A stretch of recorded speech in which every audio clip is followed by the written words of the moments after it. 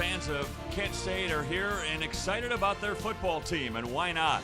Marshall's excited too. They've got a freshman quarterback they can't wait to display here in Kent, Ohio. So we welcome you on the American Sports Network to Football in the MAC, where today the Golden Flashes of Kent State host the Thundering Herd of Marshall. Well, hi again, everyone. I'm Dave Armstrong, along with former NFL lineman Richard Baldinger. And Baldy, last couple of weeks we've been in the MAC, and 2 weeks ago we saw Marshall go to Athens, Ohio. The Thundering Herd were brimming with confidence. They just came off a win against Purdue. But then all of a sudden they struggled offensively, and their quarterback, Michael Birdsong, got hurt. So now here comes Chase Litton, a freshman. Yeah, Chase Litton came in, and he lit it up last week on the 4 touchdown passes in the game. Watching the film, really comfortable. The one thing I noticed was the release of the football out much quicker. And you say, well, why is that important? Well, when you play against the defense of the Golden Flashes, you want to make sure that pigskin's flying quickly. What? Look at those numbers, though. 270 yards, 4 touchdowns against no interceptions. Exactly. The coaches say he's got the it factor. He does, and he's able to see defenses. And that's one thing talking with the coaches this week. They say when he looks at things, he sees things as somebody who's already been a veteran, who's already been out in the field. You usually don't find that in a freshman. He hasn't seen this defense, No, though, for he hasn't. Kent State. Boy, the Golden Flashes can really bring it defensively. Yeah, in the 1960s, there was a song called Ball of Confusion, and when you watch their film, that's exactly what it is. I think it's a 4-2-5-3-3. Well, folks, you know what? Let me look in the dictionary because they run everything in the world on defense. That's why they call them the Golden Flashes. They line up all over the place. And they're really good up front. They're going to try to stop Devin Johnson, the talented running back of the Thundering Herd. That's always a tough challenge. Yes, but it if is. they can, they're going to force the freshman quarterback to throw it. Want to put pressure on them. They have 9 sacks for a team this year. Number 1 in defense, number 1 pass defense, number 1 in rushing defense. But Terrence Wall up front. This is a guy that, I'll tell you what, you better get 2 helmets on him because he's a tough guy in the sense that he might not have all the quickness, but he never gives up on the play. He's got 3.5 sacks already this year. And what a year it has been on football on the American Sports call them the Network. Golden Flashes. And here's a preview of what's coming up on ASN.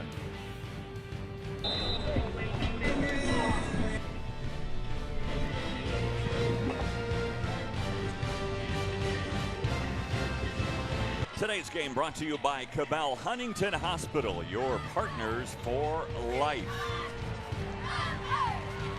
The skydivers came in to deliver the game ball just moments ago. We also had a Coast Guard flyover here today as Kent State getting set to take on the Thundering Herd of Marshall. And of course, they're coached by Doc Holliday, who is in his 6th season and just signed a 6-year renewal for 6 more. And off to a 2-1 start so far this year. Their loss at Ohio, they still point to that as something that they need to grow from. And they're looking forward to getting back here in the MAC today. The first time they visited Kent since 2004. Now, for the Golden Flashes of Kent State, their alum, Paul Haynes, a former safety here, 2-time All-MAC player. He is now their head coach in just his 3rd year with a 7-19 record, trying to rebuild a program. He says, we are in the process of building a winning program, not a program that has a winning year. Well, our Miller Lite Keys to the Game brought to you by your friends at Atomic Distributing. If you drink, don't drive. Give your keys to a friend. Well, just start with Marshall on offense. How about block the look? You're going to see so many schemes, so many personnel. We'll talk about this a little bit, Dave. And also on defense, you got to make sure when Kent State, they're going to do a lot of trickery. You're going to see screens. You're going to see draws. Make sure you're in the right position. For Kent State on offense, it's about being a balanced attack. They've got to establish a run, but it's got to be a 50-50 run-pass for them to be effective. And on defense, let me tell you something, folks. The freight train, Devin Johnson's coming down the A-gap. You know he's coming. They want to make it mean. They want to make it physical. Start right there if you want to have any effect against that Marshall offense. I don't think you have to be a brain surgeon to figure this out. If you're Kent State and you're really good at stopping the run, that's exactly what you want to do today to force Chase Litton, the freshman quarterback, to make plays. And talking with coordinators, too, and they're both sides, it's exactly right. You've got a young quarterback in Chase Litton. Really didn't see that much in terms of blitz. He is a more pro-style quarterback in the pocket. So, folks, you know they're going to dial up the blitz. It's going to be creative. They're going to challenge this young freshman quarterback to see if he understands the game and does he get rattled. Raekwon James at the top of your screen there. Washington at the bottom of the screen. Kicking off, Amaretto Curry. And a high end-over-end kick that will land right at the goal line. Taken there by James, and he slips down at the 15-yard line. So a return of only 15. Good special teams play by the Thundering Herd. And now here come the Golden Flashes offensively. They feature a quarterback who's now a junior Baldy, and Colin Reardon, who is a 3-year starter for them. Yeah, this is just an offense that just hasn't been able to get out of its way for 3 games, only averaging 18 points per game. As I said, it's all about balance. Quarterback, receiver. They graduated 2 number 1 receivers last year, and I think it's had an effect still on their offense this year, trying to find those personnel. Well, he has thrown 3 interceptions along with those 3 touchdown passes, so important today for the Golden Flashes to hang on to the ball. Nice move, and James able to elude a tackle in the backfield. Tyler finally brings him down, but a nice gain of 8 on first down. Thought I saw a flag on that play, but no flag. It looked like it was going to be a loss, but James was able to get to the corner. So James able to elude the tackle, and now it's 2nd and short. On the end around. That'll be a first down. Tyler again on yet another stop, and a good end-around run by Ernest Calhoun, who stands 5'6" and weighs 155 pounds. Yeah, and that's a nice block by Raekwon James, number 24, coming. He was the one who sealed on that edge, able to allow that little jet sweep to get to the edge. It looks like right now the philosophy is let's start this defense running sideline to sideline. Let's see how we can get those linebackers moving. James is out there in the slot. Durham is now the I-back, and he's got the ball. Durham with a move up to the 29-yard line. By the way, Nick Holly, the normal starter at tailback, he is out with an injury today. Yeah, Durham 6'1", 248. You won't miss him running downhill with the football. Guy who missed last year with an injury out of Cincinnati, Ohio. Gain of 2, 2nd and 8. Nickel defense right now for Marshall spreading out. Let's see if they come back inside that running game. Feel like maybe they've got a gap inside. The give is to Durham again, trying to go around that right side. Got a couple more. Up to the 31-yard line, but to bring up 3rd and 5. Gary Thompson, nice hit on the outside. Yeah, a little zone read that time, coming back across. Brock McCauley, right tackle that time. Good job of sustaining the block. That'll be an interesting matchup against Gary Thompson all day. Might see our first pass of the day from Reardon. Only completing 46% of his passes. Young man's got to get above 50%. You want to have a chance in your passing game. Changing the play at the line. Tight coverage right now by Marshall on the outside. On the option. Boy, Marshall was ready for that.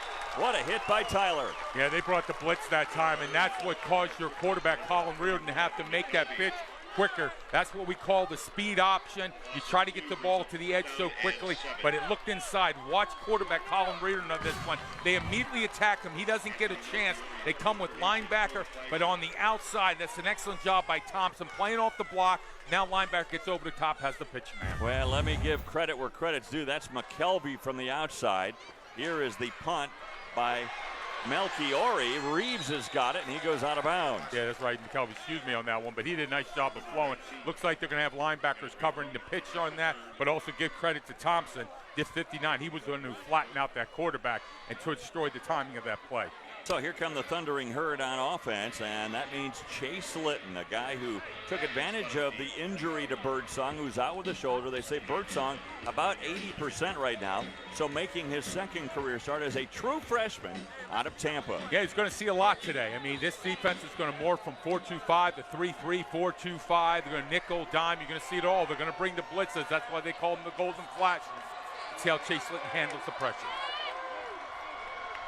On first down, his throw right on target, but off the hands of his receiver and then incomplete. No, intercepted.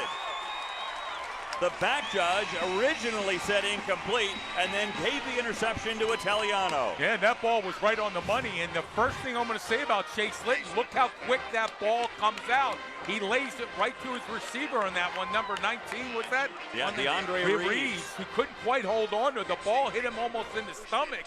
So you can see how much quicker the ball came out. And there's Italiano just sitting away. The ball gets tipped. Bad things happen. Interception on the play. And that's not Litton's fault. No, I like the way he threw that football out quickly. That's what I wanted to see. That's what they said's the difference in these two quarterbacks between him and Birdsong. They say Italiano is he is the smartest guy in college football.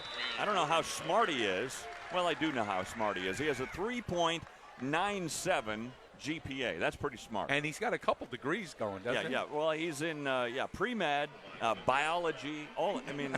Kid's smart. But he also is pretty athletic. Yeah, he is. Right there at home. Interception. Nice job on the interception and pick. That's the way to go make a play on the pigskin. And they come right back with a 5-yard run on first down.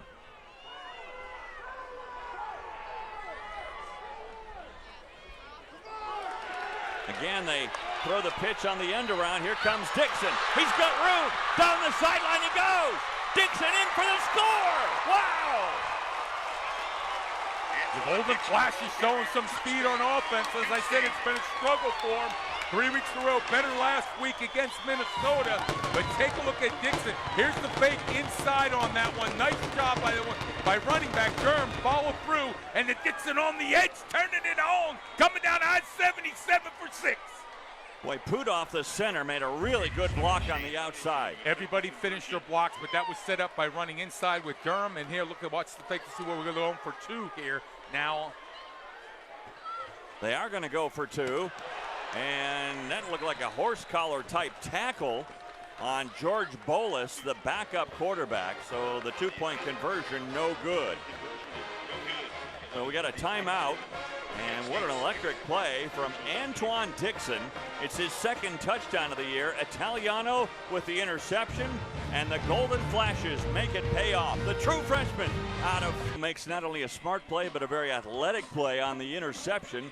And the defense a lot of times sets up the offense. Yeah, he did. He's in pre-med, and he diagnosed this play really well. Nice job at the safety position, just coming across, get involved in on the tackle, and there was the tip ball. And we just talked about that with Chase Linton. That ball comes out so much quicker. Receivers have to get their head around and hands in place. You see right there, Reeves had the problem controlling it. That's what led to the interception. And the end arounds are really working well for the Golden Flashes. Antoine Dixon goes 53 yards on an end around, and he scores to make it 6-0. The 2-point conversion, no good. Bob Watt in their formations right now causing some confusion for that Marshall defense. Melchiori, the punter, also kicks off. And this one booms on into the end zone. It's caught there by Reeves, and they'll bring it out to the 25. So the Thundering Herd come out on offense for the 2nd time. Keep this in mind that they fell behind last week to Norfolk State 7-0 and then walloped them. Yeah, they came out quick, and again, we saw them 2 weeks ago, too, against Ohio. Had some struggles in that first half, getting the offense into a rhythm. Then all of a sudden, Devin Johnson in the 2nd quarter had that big run. Let's see how defense here, Kent State plays. They continue to key on the running back, 47, Devin Johnson. See if the quarterback can win on the outside. He's our Impact Player of the Year, brought to you by Koch Industries. We are Koch. And there is Johnson, right up the gut through that A-gap, as you call it, up to the 31-yard line. Johnson on that run against Ohio went 73 yards on that play. He has averaged better than 7 yards per carry this year. So nimble, good change of direction. A former tight end, now is a running back. He's going against, though, one of the best run defenses in the country. And stood up here right at the line. That's Wall. It's the one we talked about in the stand-up. Terrence Wall, 3.5 sacks. Also 3.5 tackles for loss. Nice job coming off left tackle that time. Gene Felix, and able to get in on the play. That brings up a 3rd down, 3rd and 4. Now they move Wall from that right defense end over to the left side. Now we got 3-man front here. Going to drop 8 in coverage. Comes the blitz. Pick it up pretty well. Throw to the outside on target. But what defense on the outside by Demetrius Monday. Yeah, but give credit also, too, to Moore, the linebacker. He came from that inside late on that blitz, got in the quarterback. He's also our Koch Impact Player of the Week. The National Defensive Player of the Week. Forced 3 turnovers and returned a fumble for a touchdown against Minnesota with 2 interceptions in that game. One thing you note, this Kent State, watching this defense, they have got speed. And Coach Holliday said one of his keys, we have to match intensity and speed on the field. The punt by Williams, a low one. Returnable for Calhoun. And he gets upended, and there are a couple of flags that come down. Hey, what he took a hit in the back that time. Able to walk off the field a little gingerly right now. Our referee today is Rodney Burnett. 8 officials on the field, the new rule this year, standard football. Gives each other a chance, understanding, calling all the plays.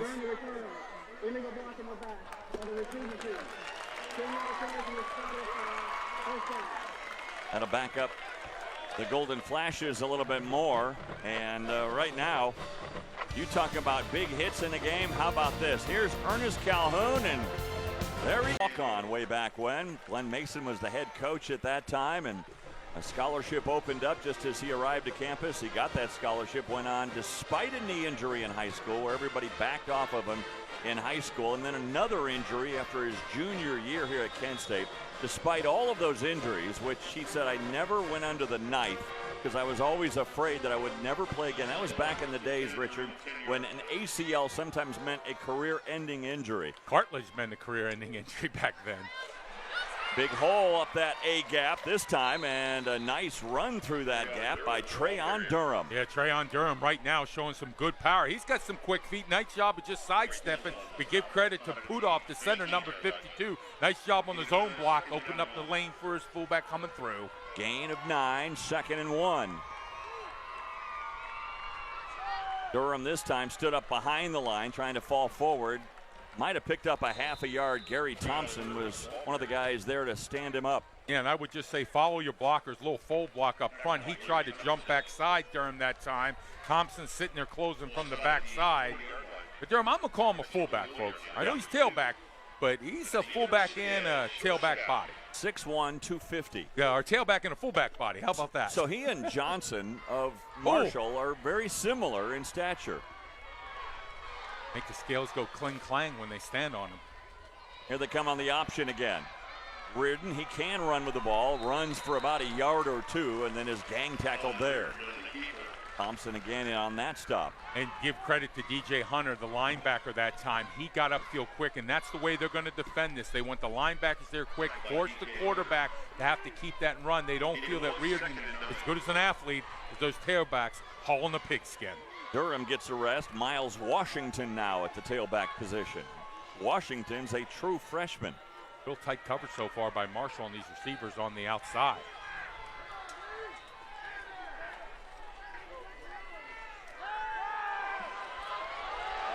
They see that tight coverage and go deep with the ball. Tripped up on the play is Antoine Dixon. Letman and Dixon got their feet tangled up. No flag on the play. Yeah, but you have to give credit to Baxter, the corner that time. He was playing for tunnel screen, talking with coordinators. That's one of the plays that they like to run. Third down and 9. To offset the blitzes, that tunnel screen gives defenses a lot of fits. But here then they try to go deep on the ball to Dixon, not able to complete it. But took away quarterback's initial read, make him go to second read. No completion on the play. Good no call there? I think so. Let him play football. 3rd and 9. Boy, a pass that ended up being very dangerous to Ernest Calhoun. He had stopped on his route, and the pass incomplete. And again, quarterbacks just got to put it right on the money. That's the first down of play. There was block on the outside. You can see they're working the edges. The quarterback can't come away with completion. Slow up a little bit, just put some touch on that football. Reeves is back deep. Anthony Melchiori is back to punt. Reeves calls for a fair catch and has it at the 40-yard line. Good field position for the Thundering Herd. So we'll take a break. Here we are in the first quarter of play, and it's Kent State leading 6-0. Doc Holliday sends his offense out for the 3rd time. So far, no good. A 3-and-out, an interception, and here they go again. Doc Holliday telling us earlier this week, Baldy, that turnovers have been a real issue for his team. And what a difference turnovers make, not only for this program, but for any program. But, man, at Marshall, over the last several years, turnovers have really been the defining difference between winning and losing. Again, they concentrate on that run, and Devin Johnson finds a couple of yards hard to get. Refuge in on the stop there. Yeah, nice job on the outside, Refuge, and there they are, the turnovers. Oh, look at that. 23-4 when they have a winning turnover margin, 10-4 when even. So you add that up, 33-8 when they're even or in a plus category. When they're -9 and 18, what a difference. And there's a throw on the perimeter again, incomplete. No flags on the play. Good coverage by Eric Simpson. Yeah, I'll tell you, coverage was really tight here by Kent State in this first quarter. Able to match everybody, getting on the same track with the receivers, getting their hands on people. I'm really impressed right now. And again, here comes the looks.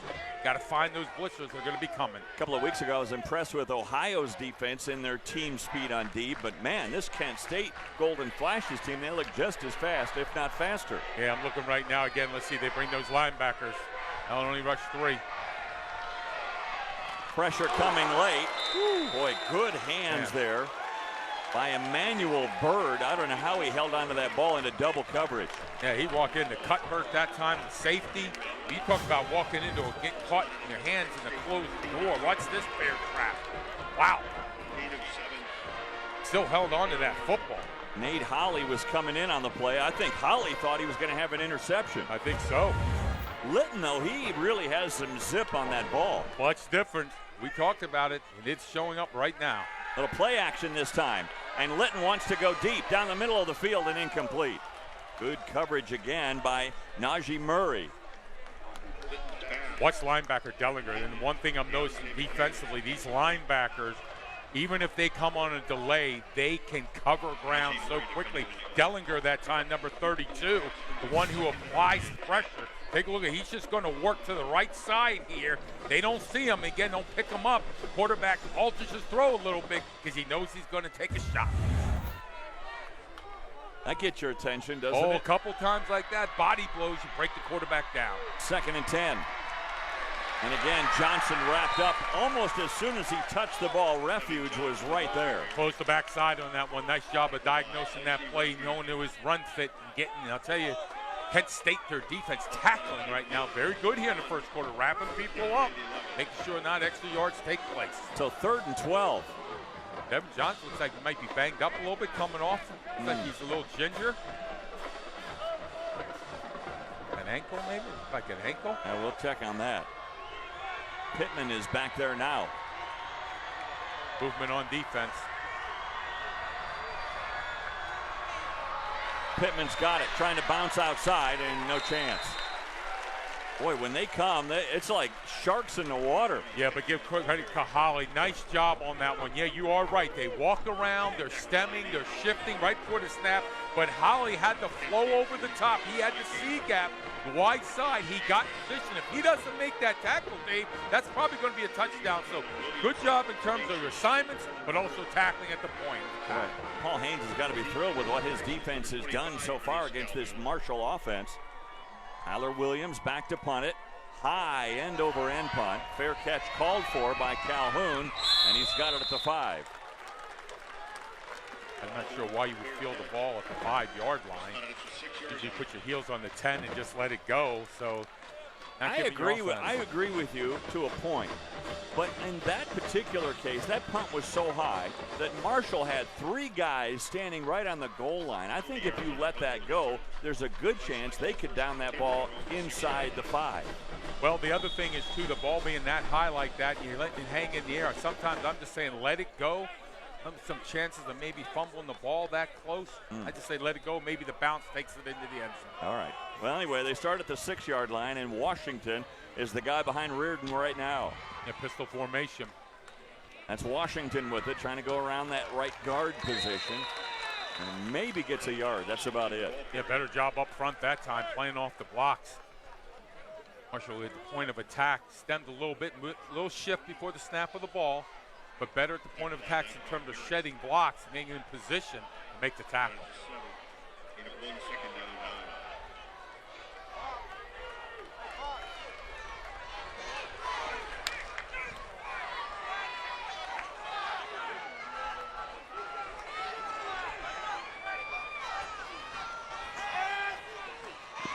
Reardon. Well, that one just went right into the line and went nowhere. I don't know if it slipped out of his hand or got batted down. No, he just did that. I mean, he was in the pocket and decided to ground it. I wasn't sure if that wasn't going to be, but he's inside the pocket. Take a look at it. And this coverage was so tight. I think you're right. I don't know if the ball, if he got hit just as he threw it. You can see him looking at his hand. Ball, I think maybe it slipped out. Somebody just hit his hand coming around. But again, tight coverage on the backside that time by Marshall, taking away those crossing routes. He's hoping Reardon can get something going. So far, no completions. They roll him out this time. Throws down the sideline and incomplete. Trying to find Dixon, but that pass was a good couple of yards off target. Letman and Rowe were in on the coverage anyway. Well, I'm going to tell you what, for Kent State right now, the difference for them is they've got to keep establishing the run. They've got to work the perimeters with the jet sweep, coming back inside, full block, trap block, because if they're going to have to rely on the passing game, Colin Reardon, I think they've got issues. Haven't been able to get people open on the outside. Colin right now hasn't been showing too good of accuracy throwing the ball. Well, Marshall should come away with really good field position after this punt by Melchiori. End over end. Pretty good one into the wind. Fair catch. And this is on the Kent State side of the field at the 45 by DeAndre Reeves. So great field position for the Thundering Herd. Let's see what they do with it, though. They haven't really done much offensively so far in this game. I'm going to see if 47, Devin Johnson, comes back out. He was banged up a little bit. It looks like he's okay, bouncing on his toes a little bit. Might have had an ankle tweaked a little bit on that last series. Well, let's look at the MAC stat brought to you by Giorgio's Oven Fresh Pizza Company, the home of fresh and ready pizza, proud partner of the MAC. And look at how good this defense has been, not just in the MAC, but where they are nationally. Third overall in total defense. Just the speed on this defense, and again, assignment sound defense. People know where they need to be. You're going to be in a lot of movement like this. Got to make sure run fits are proper. So far, first quarter, good job. Taliano back in the safety position. Good news for Marshall as Johnson is back in there. Looked like he was banged up a little bit on the last series, but back in and gains a couple before Anthony Johnson can stop it. I'll tell you what, Terrence Wall, number 51, 6'1", 262, plays with good power, good leverage. He doesn't go on the stat on that play, but he was the one initially in the backfield. Nice job on the lockout. Backs back up inside, limits that gain. You got help from your buddies flowing. Baldy, I want you to explain what you're talking about when you and the coaches are saying for Marshall to block the look. Good cutback here, and the run takes it all the way down to the 32-yard line. Again, it's just because what you see, we'll take a look at here. Take a look at Pittman on the run. Starts to the right side. Nice job in terms of following his own block. Sees the flow of the linebacker too quick that time. Refuge number 7. So that's a nice read by Pittman. Make that linebacker commit. Now you jump backside. Well, Italiano might have saved a touchdown there. He stops him at the 31-yard line. Watch it coming off the edge. They're moving people. Going to look like you're going to go to a cover one. Walk Italiano up on the outside. A lot of shifting. Yeah, Simpson was coming in as if he was going to blitz. Now they back off of that. Here comes pressure from Wall. Is that caught? Yes. What a grab. Wow, Juracek. Juracek did a Barishnikov on that play, didn't he? Good throw on the run, too, by Litton. Yeah, again, able to put some muster on the ball, but watch Juracek go back off the balance beam, able to come back for the ball. They're going to review that last catch. The completed catch is under review. They're going to take a look at it again. Now, just first blush, I think it's a completed pass. I think so, too. Take a look at it. Slide protection left, quarterback goes for his progression, feels pocket breaking down, gets outside, but watch Juracek go up. Left foot's down, has control of the ball all the way through the catch. I wouldn't understand that's why that's not a reception on the play. The only thing I don't know is just before that, was he out of bounds before and then came back out onto the field? That's my question. Let's take a look at it and see if he did come from out of bounds, and I don't think so, Dave. I don't either. No. What a grab by Juracek. That's a tight end, folks. And actually talk about coming back and helping out your quarterback on this play. What an athletic move.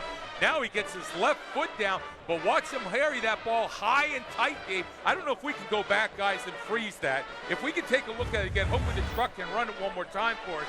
But you talk about a skill set. If you notice, once he caught that ball with extended, brought that ball high and tight. Let's take a look at it again. Watch him on this. Now, here's Litton getting outside the pocket now. Let's take a look at the throw. See, that's where I don't know, right at the left foot out. 13-yard line. Was he out before he made that grab? That's what I want to know is, That's the one part of it. I don't think there's any question that when he catches the ball, the foot comes down inbounds. But I don't know whether he was out first.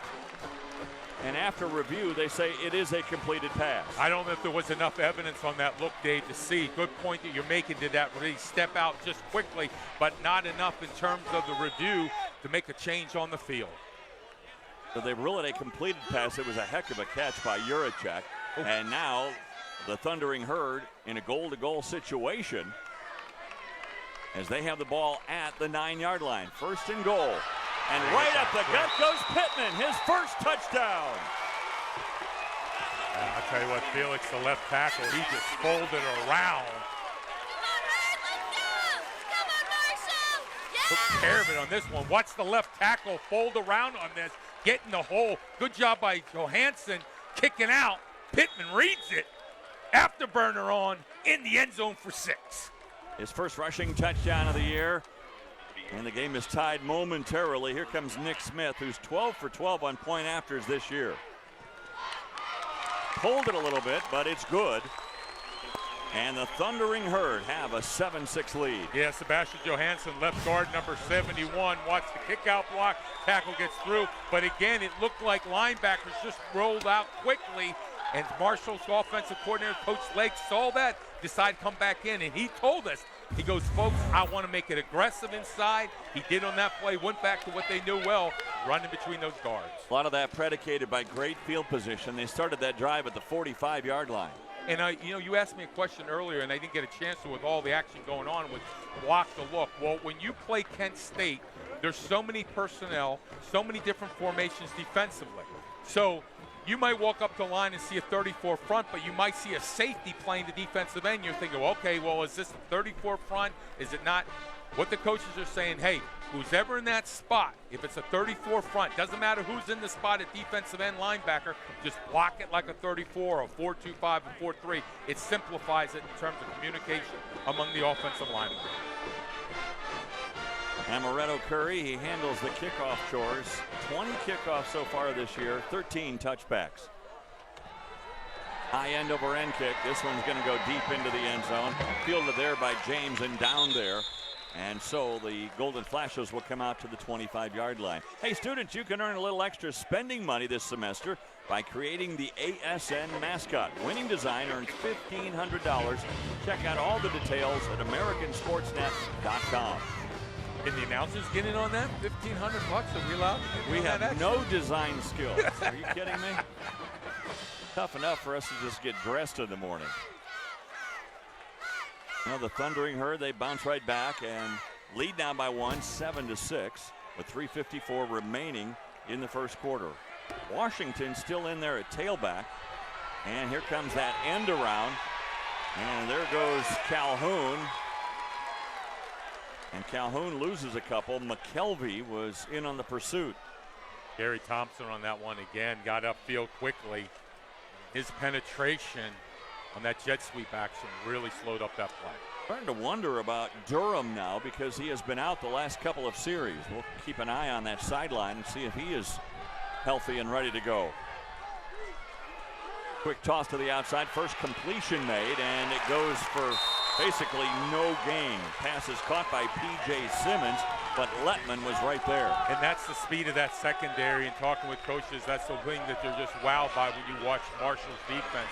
Secondary able to cover so much ground, open field tackling. What you're going to have to do on some of those little pump fake, get that defense to commit, just go over the top, some short throws.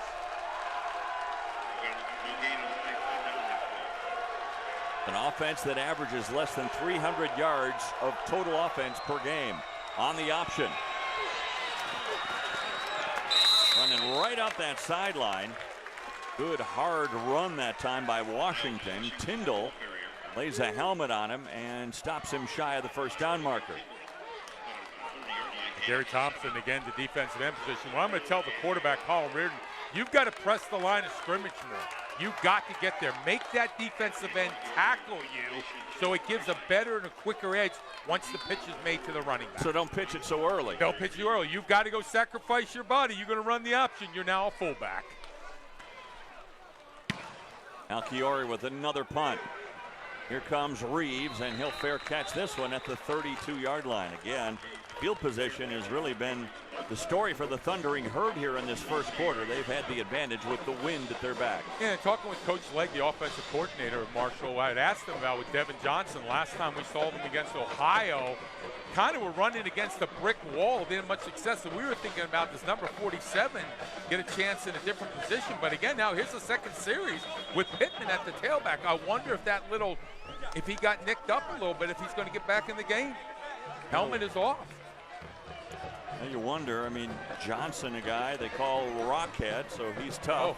But Pittman is in there again. He just scored the touchdown on the last series. Throw to the wing, wide open on the outside. Little run after the catch by Devontae Allen.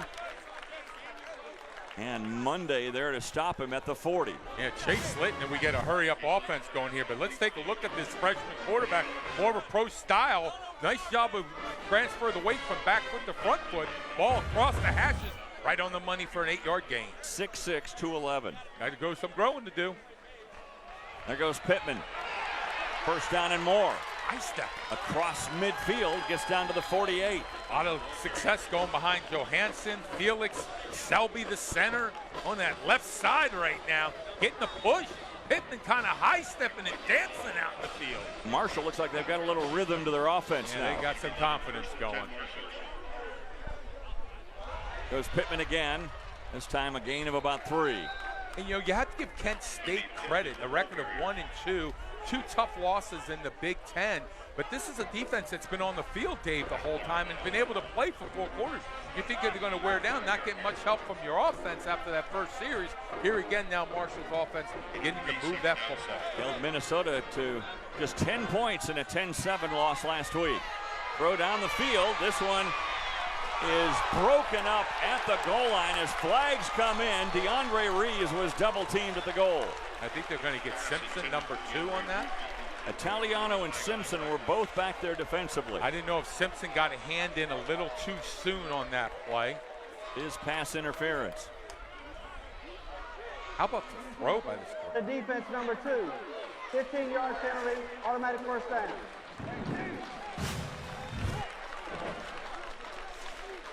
Good call by the officials. Oh, yeah. Simpson's just got to know he's got help by that time by Italiano coming from the other side. But again, that was just the speed. Nice job in terms of receiver getting separation. Simpson just trying to make a play. But how about the throw again by Litton? Put some loft on that ball.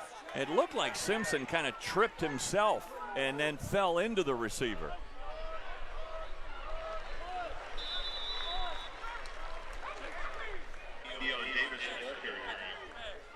Cunningham, big number Cunningham, number 90 in on that play. They were number 90 is a load. Big weight room guy, 700-pound squat. Number 90 is going to take everything you got to get him off the line of scrimmage. Gain of 1. The give here is to Keon Davis.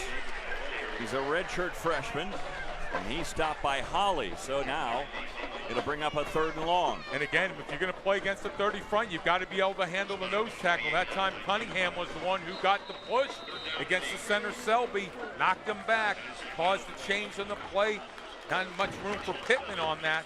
Try to step outside. So our first quarter comes to an end as the Thundering Herd have to use a couple of different running backs, Pittman, Johnson, and now of late, Keon Davis. It all started with the Golden Flashes coming up defensively, and then a big touchdown by Dixon, answered though by Pittman, and it's 7-6, Thundering Herd. Hospital, your partners for life. With Richard Baldinger, I'm Dave Armstrong. Glad to have you here at Dick Stadium, Kent State. The Golden Flashes are hosting their old pals. And the Thundering Herd were in the MAC before moving to Conference USA. And now here they are for the first time since 2004 and facing a 3rd down and 8 yards to go for this freshman and very talented looking quarterback in Chase Litton. Look at this look defensively for Kent State. People lined up, different wide positions, wide 9 defensive end. They're challenging this Marshall's offensive line to decide who's got who, what, where, how. Hold on, folks. Chase I'm telling you, throw the ball. This is what you say, block the look. Because, Exactly. you know, I don't know what the look is. Exactly, yeah. You're not sure exactly with so many people moving around. And now a flag comes in. Hey, Devin Johnson still on the side. Number 3. 5-yard penalty, third down. Like that little movement up front there. Get antsy. And, you know, Wall was disappointed because he had a beat on the quarterback on that. He did. I tell you, he's a player, 51. Yeah, he is. He is very active with his hands. Fits blocks well. His offensive lineman fits. But now backs him up 5 more. 3rd and 13. 1 for 3. The Thundering Herd on third down conversions so far today.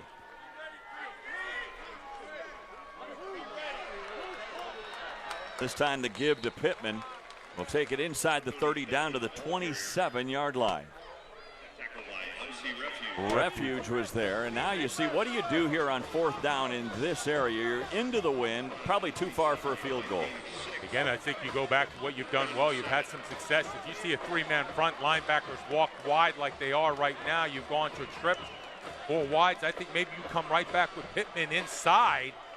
If you break that line of scrimmage, gone. Litton throws it down the sideline, and it is broken up. Najee Murray with a good play defensively to break it up as Allen was trying to make the catch down the sideline. Yeah, Murray just stayed with them step for step. Take a look at it. There's the throw, pretty accurate, right on the money. But Murray's able to get that left hand inside, going up high against Devontae Allen. But he got that left hand in. But give credit to Murray finding the football, get his head around. When the receiver looks for the ball, you look for the ball. Murray battled him, body on body, comes away knocking that ball away. So on a 4th down try, Litton on the phone again. Again, you got to really admire his throws are on target. I know his completion rate isn't near what it was last week, but his throws are on target. He's just facing a really tough defense. Yeah, you like to, and whether it's a short throw or the deep throw, the accuracy, you're exactly right, it's been right on the money. Now 2 receivers to each side, and now in motion goes Dixon. Come back the other way, and a nice pass out of the backfield. Miles Washington with the catch. Yeah, bring that jet action to get the flow of the defense over to their right, then you come back in. But quarterback that time, I was wondering, was he going to throw the ball? His back was open. Waited just maybe a little bit too late to throw that football out. A 2 for 6 completion rate so far for Colin Reardon.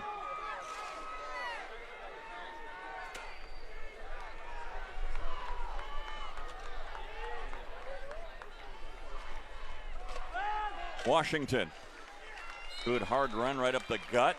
He's able to get 5. And the reason why you're coming back inside that run, because you see those defensive ends for Marshall, they're what we call wide 9. They're about a yard outside of the tackles. They want to stop the jet sweep. So here comes Kent State back inside the run. Spin move, but spun right back into the defense and a loss of a couple. Yeah, Samuels, that 1? 95, or was that Samuels 94 in a play? 94. I think it was that, and also 91, Ryan B. Yeah, that was it. There's some miscommunication up front that time by Kent State. Kind of just let people walk in the backfield. That's doom on you for a running back. Now Kent State 0 for 4 on 3rd down conversions today, facing a 3rd and 7. Huge part is why I haven't been able to sustain drives. You're only converting 20% on the year. Makes it tough to continue drives down the field. Durham is back in there. Reardon, look out from behind, and he throws that one away. Yeah, blanket coverage on the outside. Where the rush came from Thompson.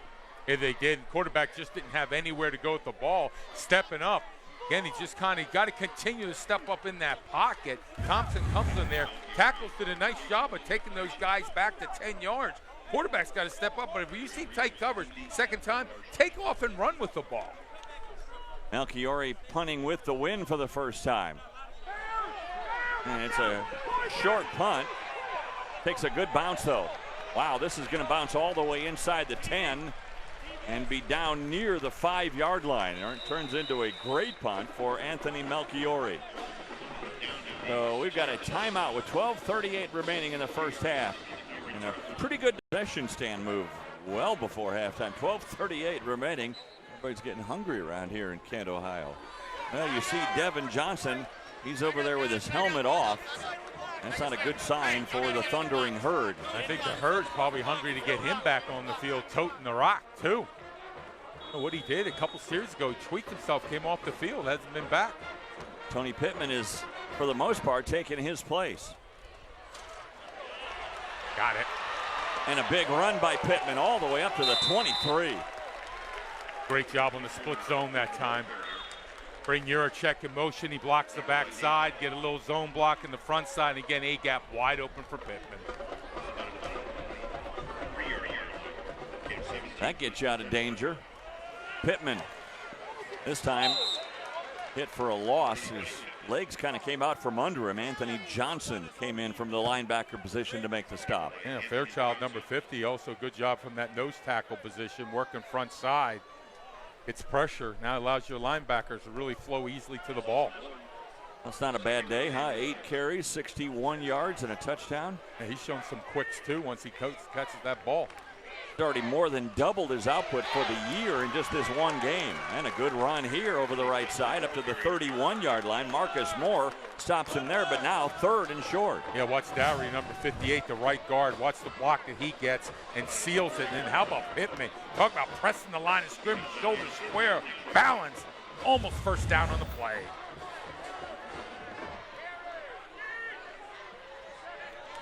Getting the call to a quarterback, probably limiting, as we talked with Coach Legg, had to limit some of the things he could give to the freshman. Pittman with that spin move, who knows? Let's see where they mark it. I think he's going to be shy of the first down marker by about a half yard. Yeah, Tahoon, number 69, 6'4", 265. He came crashing from that inside, that tackle position. Looked like, again, backside, didn't get the slip block. That's the reason why that play didn't have anywhere to go. So now Tyler Williams on to punt on a 4th and 1. Calhoun is standing back at his own 25-yard line. The defense only allows 29% conversions by offense on 3rd down. Oh, what a punt. Woo! All the way back to the 15. Calhoun still on his feet. Boy, what a run back to get it up to the 27. Calhoun, I thought, caught that ball in Lake Erie, but is able to get out. Off the sand and get some positive yards. You talk about a monster punt. Well, there are times you can walk on Lake Erie, so that's not so hard. The 27-yard line is where the Golden Flashes will begin their offense. When what's the show by these two teams, the Thundering Herd and the Golden Flashes. Marshall scoring on a 9-yard touchdown run, and it was Kent State scoring when Antoine Dixon came in an end around and went 47 yards for a touchdown. And then Kent State went for a 2-point conversion and failed. So that's where we stand, a 1-point lead for Marshall with 10:29 left to go in the first half. You'll see Durham not back in the game again, out. He was one who's really having success running that football. Again, I'm wondering if he's a little banged up also, too. The last 4 drives have all resulted in a quick punt. There's a nice quick hitter across the middle. James has got it. Down the sideline he goes. And hauled out of bounds at the 35. Nice job by Reardon on the read that time. Again, setting up, going through the run fakes with the jet sweep, then coming back inside and reading defense, flowing for the jet sweep. Now you got to find James. Watch Reardon deliver the ball right on the money. Again, you saw the flow of the defense. That opened up that inside lane for the throw. They've got some skill guys. You just got to get the ball to them. Yeah, Tyler stepped outside, and that's what opened up that lane to throw the ball. Empty backfield now. And here comes James in motion. James has got it and hauled down. Good play defensively by Gary Thompson. Yeah, I think we might have a horse. Do we have a horse collar on that one? Yeah, it looked like he might have got his right hand in when he won that tackle. I'll tell you what, Gary Thompson, 6'2", 249, showing some athleticism. Personal foul, horse collar on the defense, number 59. 15-yard penalty, automatic first down.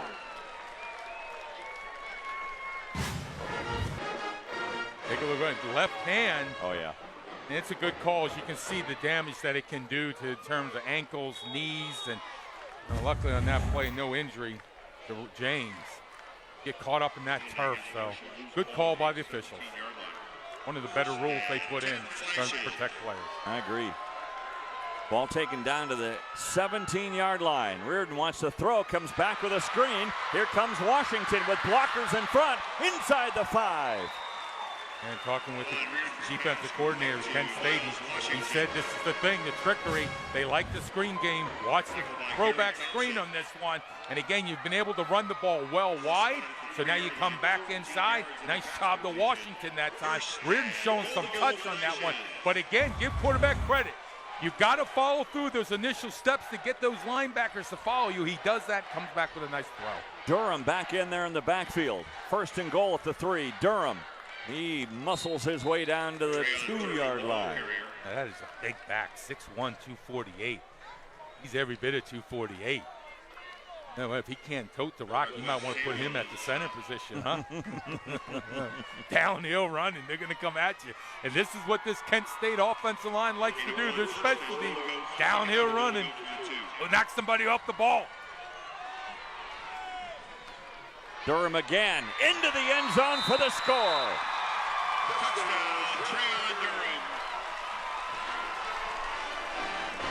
And Scott up front. 2-yard touchdown. The bombs are going off. McCauley gets right to the next level and give credit to Scott, 71, come around the pool. Nice job of athleticism. That's that former, basketball player, able to dance around and get on his block. Kane Hines was in for the point after. Now they'll break out of that, and Bolus, the backup quarterback and also the holder, as the flags come in on a delay of game. I give credit to this offensive line here for Kent State. It's a physical group up front. They don't like it fancy. They want to go hit you quickly. On the offense, number 66, 5-yard penalty. Well, not delay game, but a false start by Anthony Pruitt. That's a better job again offensively. Kent State down the red zone. It's been struggle for them all year with penalties, but that time they scored 6. But now here, go ahead, instead of going 2-point, go ahead and put the kick. So Shane Hines, who is 3 for 3 on point afters this year.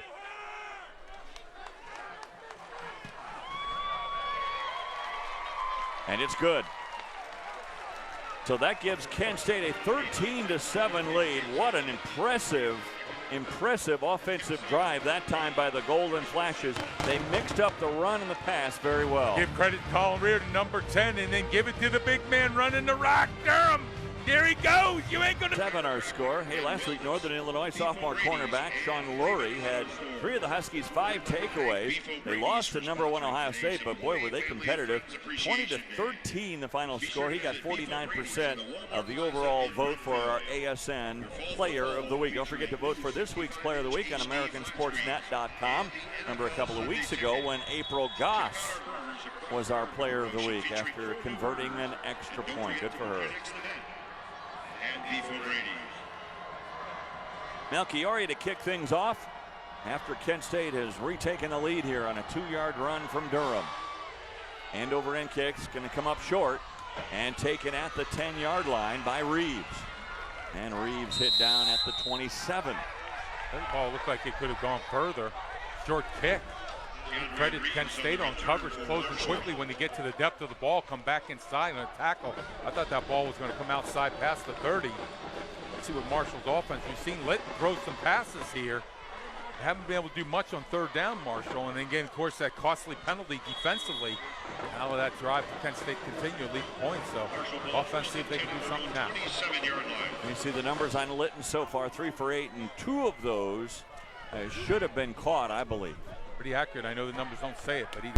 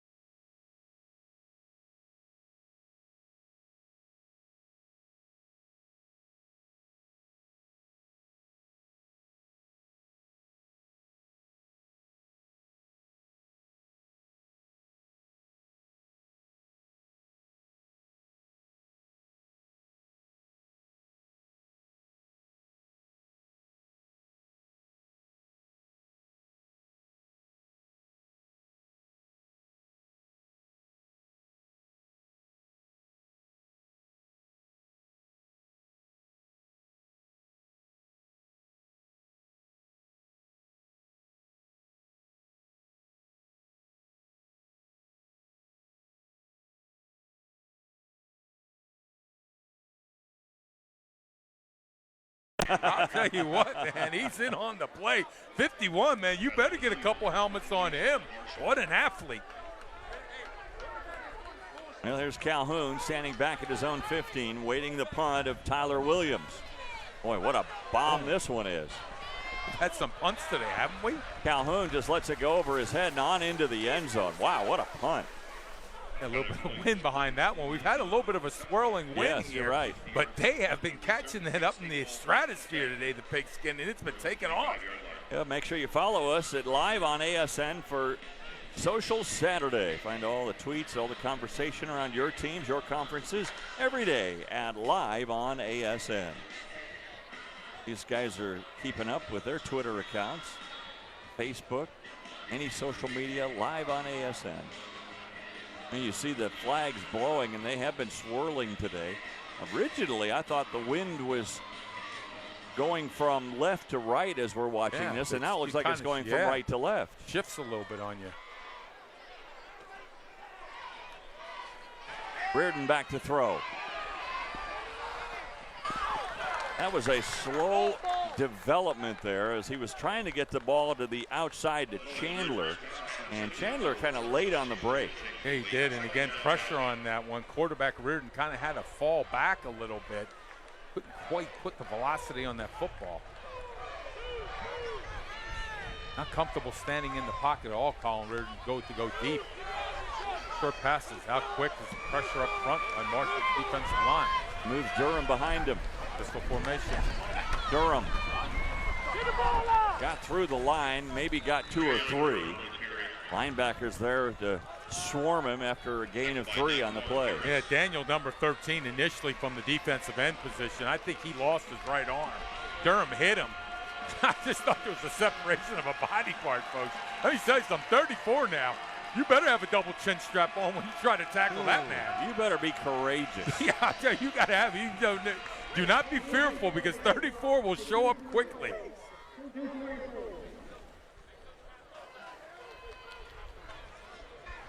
I didn't catch exactly what he said there, but 3rd and 6. Oh, he said put 10 seconds back on the clock. Man, let's see what they can do something here. 3rd down. It's just been a challenge for them all year long. Colin Reardon's got to be able to find somebody deep. Guys on the outside, just have him. You got twins formation. Somebody has to win. In tight press coverage by Marshall, somebody's got to win. 20% on the year on 3rd down conversions. 0 for 7 today. Make it 0 for 8. They were playing for 34. And it looks like Marshall's going to use one of their 3 remaining timeouts. You can see right now, coaches here for Kent State not comfortable with either quarterback going down the field with the football. They don't feel like they've been able to get protection in the pocket, but people on the outside have just got to win now. If you're struggling that much, Dave, at the wide receiver position, you got to run some rub routes. You got to run some picks. It seems like the short passing game's been doing all right. So go to a bunch formation. Go to something else here besides regular twins. Get a chance for your receivers to make a play. Well, we're doing a good job on ASN covering football all over the country, and across the pond they call it football. It's men's soccer from the Patriot League, and this is always a special game. You are, of course, a guy that was a big military guy yourself, an Army-Navy. They're going head-to-head from Philadelphia, October 2nd at 7 o'clock. Join us for a special night of special soccer. There will be on ASN. I don't know if you've ever had a chance to go to West Point, Dave, and see a game. I mean, it's a beautiful facility, but my dad was a Naval Academy graduate, football player at Naval Academy. So I hope he's not hearing me right now when I talk about good things about Army. Well, that's in Philadelphia, and last year did the game. I actually called that Army-Navy soccer game, and Navy won it in overtime. Well, Reeves, good to see him back out there for the fair catch, so that's great news for the Thundering Herd to have one of their special guys on offense and special teams back with them. I think both punters get off tomorrow in terms of the running period. They've been doing so much kicking today. I mean, they've done the most exercises. This has been a defensive struggle here. Nobody has really any question. I like the way Litton's throwing the ball, but the receivers haven't been able to catch it. To the other side, Kent State. Reardon just not getting much opportunity to go down the field in the ball, so it's been 3rd and long. Bruce economy ends the offense quickly for both squads. We have now seen 13 punts in the first half. I lost count a long time ago. Litton with lots of time.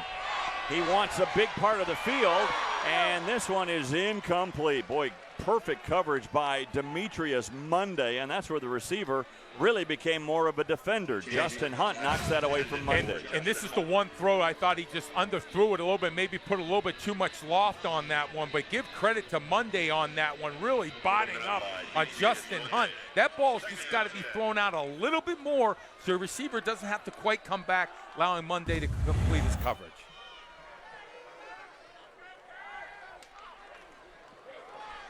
Inside handoff. The give is to Davis. He wraps it up and takes it to the 44-yard line. Now 3rd and long again. Again, coverage been pretty tight by Kent State also, too, in that secondary. They brought some creative blitzes once in a while, but so far here in the second quarter, better pickup by Marshall. Litton looking down the near sideline, and his pass was intended over on the near side for Foster, and incomplete. Holly was there on the coverage, and now 4th down, and the clock stops with 1:18 to go. Yeah, but you can see quarterback Chase Litton, where he saw coverage, he wanted Foster to continue to work back towards the inside. Foster worked outside, so that's why that ball. So again, talking with coordinator right now, freshman quarterback, trying to get everybody on the same page. Now Calhoun standing back at his 15. Dave, I think we need to get an update on our 3rd down conversions here. Not too good in the first half. Not good at all. High punt. Boom. Calhoun, fair catch at the 10. I think we better make a call to the airport to make sure they keep the planes away. The way these guys have been punting the ball, they've been hitting the stratosphere. All right, Marshall, you asked, I'll deliver, or try to anyway. Marshall 2 for 9 on 3rd down conversion. Kent State 0 for 8. It's just such a struggle, and again, to keep the scores, that's why the score is what it is. But again, give credit to this Kent State defense. You're not getting much help from their offense. They're out in the field in the first half, but still playing hard, smart football, not giving up any big plays to Marshall. If I'm Coach Haynes, I'm playing conservative right now. I give the ball to my big guy, Trayon Durham. If you get a 1st down or 2, fine. But I'd love to have a 13-7 lead going into the locker room. I think exactly what they're doing now, and Durham just showing you some nimbleness running the football, picking up some positive yardage on that play. Again, big guys up front doing a nice job sustaining for Kent State. I like what I see in their O-line. Their feet don't stop. Make contact, keep pushing. Might not look initially pretty, but it ends up well for the running back. Marshall's not going to use any timeouts, so unless they do, the Golden Flashes, even if they don't get a 1st down, can run out the first half. That's exactly what Reardon is doing here, taking as much time as he can off that clock.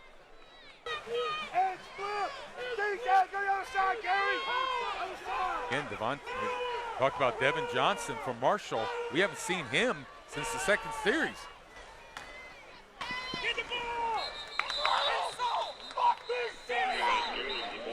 Good stop.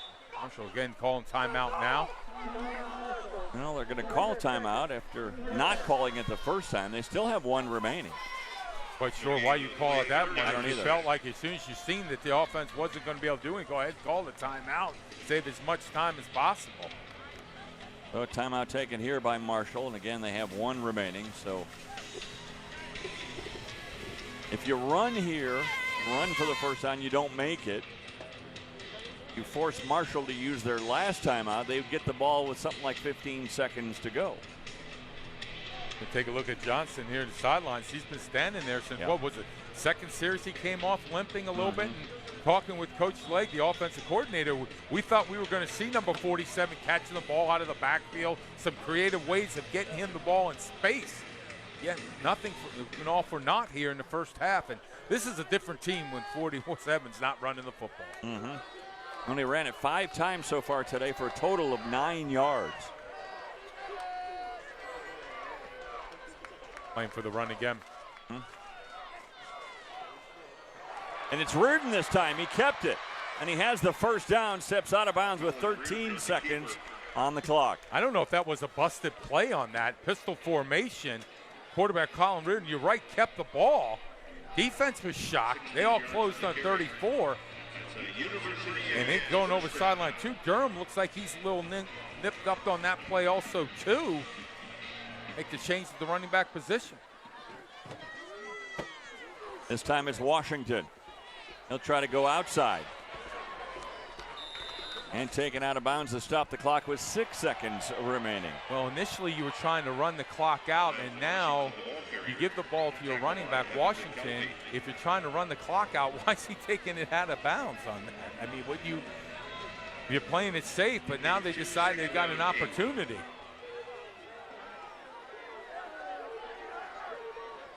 When these running backs catch the ball out of the backfield. Showing great athleticism. Once they break the line of scrimmage, get them the ball in a little angle route, working against those linebackers, see if they can make some plays. Going to try something, try a little play action because they're expecting the run. How about a middle screen? Bring the blitz, first down on the play. That should be the last play, though, of this first down. In fact, both teams are starting to head to their locker rooms. But Kent State has the lead at halftime. And I'll tell you, Baldy, that's a big thing for the Golden Flashes. You look at Kent State since 2012. When they have the halftime lead, they're undefeated. When they trail at halftime, not so good. And again, you give credit to this defense at Kent State. Marshall does not have the answer. Receivers on the outside for Marshall are going to have to step up second half. You've got a quarterback who can deliver the ball. On the other side for Kent State, Colin Reardon's got to continue to work that short passing game and easily give the ball to number 34. Simple as that. Throw the playbook out, give it to 34. You can have a good play every time. So the Golden Flashes with a 13 to the punters, but Anthony Melchiori of Kent State and Tyler Williams of Marshall, two guys that might have had to ice their legs in the locker room at halftime. Yeah, talk about some serious punting too, folks. I mean, we've had some bombs for some punts today, and yeah, I know it tells you about the first half, what's gone on offensively, when all we can talk about are the aerial acrobatics of these punters that they put the pigskin in the air. Maybe part of your keys to the second half then will be to keep the punters off the field, and let's see if we can get some offense going. Miller Lite keys to the game brought to you by your friends at Atomic Distributing. Yeah, just start with Marshall at the wide receiver position. We talked about Chase Litton, him throwing the ball. They've got to make something happen. Defensively, listen, you know who's got coming with the ball, 34. He's a difference maker. Got to do a better job of containing him. For Kent State wide receivers, again, same thing. They've got to win on the outside. No separation, not giving Colin Reardon really much chance to go down the field. And I tell you, defensively, I'm running more blitz. I am not going to let Marshall. We know that Devin Johnson's off the field, but Pittman's done a good job running. Got to close down that A-gap, really put the pressure on Chase Litton then. Well, the one thing here is Marshall will get the ball first, and sure Doc Holliday is wondering what goes on to our offense when we come to the state of Ohio. A couple of weeks ago, they took on the Bobcats and Frank Solich and company, shut them down, and here today, the Golden Flashes are shutting them down as well. Yeah, one of the keys he talked about when we spoke with him was matching the intensity of the defense, because he said, listen, when you watch the film of the Golden Flashes, they're all over the field and they bring the heat. They've done a pretty good job. They've been able to win a lot on the third down. So, again, I think here he's got to find some people to make some plays. But, Dave, I go back when Devin Johnson's not running the rock. This team just doesn't play at the same level. And Devin Johnson with the baseball cap on, he won't run the rock or any other way in the second half for the Thundering Herd. Melchiori to kick things off, and the second half is underway. This one will go all the way into the end zone and be down by Reeves there. Now, what were your thoughts on Chase Litton? You said briefly while we were on camera that you really like the way this kid throws. Oh, I do. I like the release point. Again, he does very well as a pro-style quarterback in the pocket. One of the things you look at a pro-style is just the whole body language. How does he react when all the different people are blitzing, the pocket's collapsing? I see him just shifting his feet a little bit, trying to find a throwing lane. Not every throw's been perfect, but I am impressed with the accuracy and the arm strength. And again, Dave, when you've got that quick of a release, it makes it tough for defenses to strip the ball or also get sacks. The throw to the sideline for maybe some changes are going to be made, and they bring the ball up to the 35-yard line after a penalty. There's penalties on special teams. And you want to talk about a miserable meeting. Penalties on special teams. Coaches go haywire. Excuse me, up to the 30-yard line. That's where they'll begin the attack. Pittman is hit not once but twice in the backfield. Wall was the one that finally wrapped him up for a loss of 1. Yeah, but watch the shift. Nice slant on the defensive line. That was the reason why they shut down that running game. So good movement up front. And again, to shut down the inside running game. You look at the offensive outburst for Pittman in that first half. 83 yards. He came into the game with only 32 yards total. Going right over the middle, and the Marshall crowd sitting just in front of us is all over the officials, thinking that Refuge was there a little bit early. Yeah, Refuge, I think, was picking a pocket on that play. He had his arm wrapped pretty tight. Officials are letting him play. But again, how about the way that ball comes off the hands of Chase Litton? All right, this is our first third down play of the second half. And again, both teams woeful in the first half on third down conversion. Let's see what kind of blitz we're seeing here now. We're seeing a 3-man. Let's see if they drop all 8 for Kent State or if they're going to bring some pressure. Only rushing 3. Still get to the quarterback. Little shovel pass. Not enough for the first down. He got it out to Pittman, but then he was hit hard at the 36-yard line.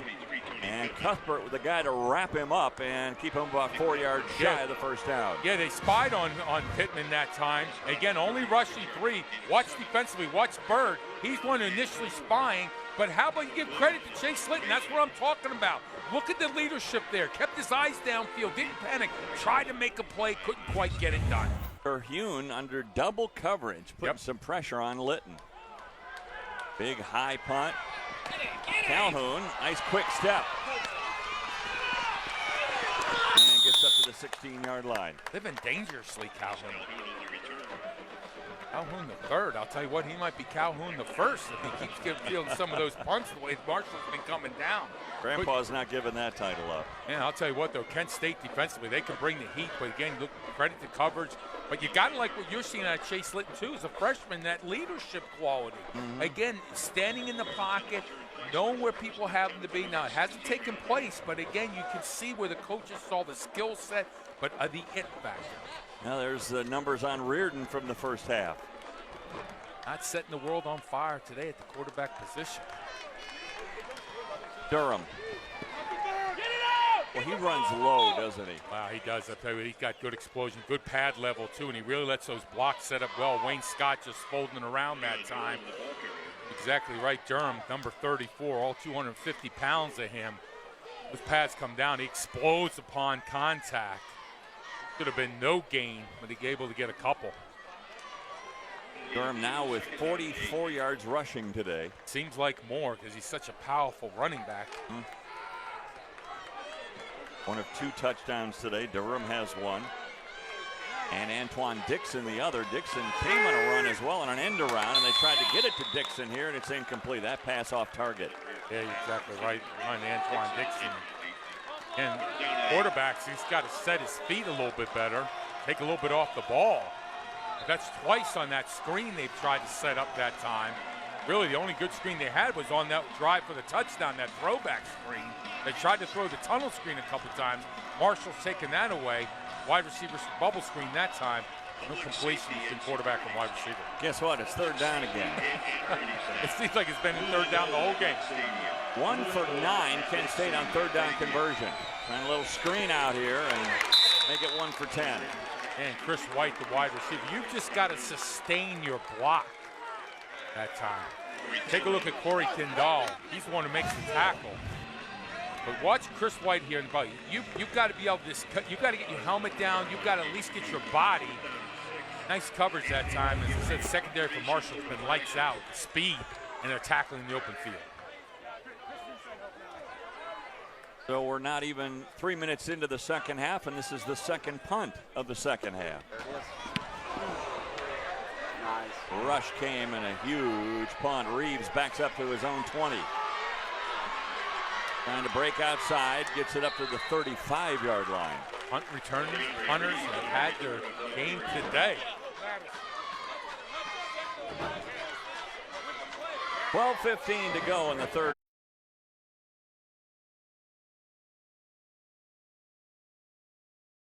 Feel better. Call or shop TommyCopper.com today. Want to follow your high school team live with ASN and ScoreStream? Just download the free ScoreStream app. Get real-time scores, photos, video, chat, all kinds of stuff. Follow Prep Sports like never before with ScoreStream. Well, Doc Holliday sends his offense out there again to see if they can light a fire under him. The Golden Flashes defense has been everything as advertised. And Chase Litton has only 28 yards through the air, and 22 of that came on one play. A lot of drops along the way, but you do like what you see from leadership from the freshman quarterback. Pittman got a couple. Yeah, give credit on that one. Nate Holly that time was the one who came up for free safety, number 18. Closed quickly on that, and that's all the movement. Free safeties, you got the patchy position. Really, it's like a 3-4 defense, but it can morph into 4-2-5, 3-3, depending where they line up some of that secondary. Nate Holly is part of the twin combination. His brother Nick not able to go today at tailback. And boy, a big hit on the outside. Yikes. That was refuge. Holly, by the way, is a guy who comes from Toledo, Ohio. Originally, Kent State did not offer him a scholarship. They had run out of scholarships. They offered one to Nick and not to Nate. And they are very competitive, the brothers. And Nate said, well, what about me? Why not me? And then a couple of weeks later, a scholarship opened. And what do you know, Nate Holly followed his brother Nick here to Kent State. And they're both on scholarship and both in their junior seasons. Litton off the back foot, knocked away. Again, just standing in the pocket, coming late on that one. Refuge coming in late on that one, delivering a shot. Murray blocks the attempted pass, and guess what? Another 3 and out. And again, I think you got to work. You know, Coach Lake, I was wondering if Devin Johnson in this game, we would see him in some screen passes, something over the middle. I think you've got to work your running backs in on this because receivers on the outside just haven't been able to create separation. Chase Litton been taking some shots after he'd been delivering the ball.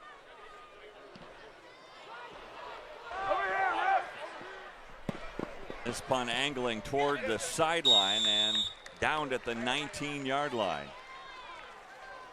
And today's game is brought to you by Cabell Huntington Hospital, your partners for life. Richard Baldinger, my partner for the football season. I'm Dave Armstrong. Glad to have you with us at Dick Stadium, campus of Kent State University. I'll tell you, both defenses have been just playing such fundamentally sound football. Up front, getting things done. Secondary, I mean, for both squads.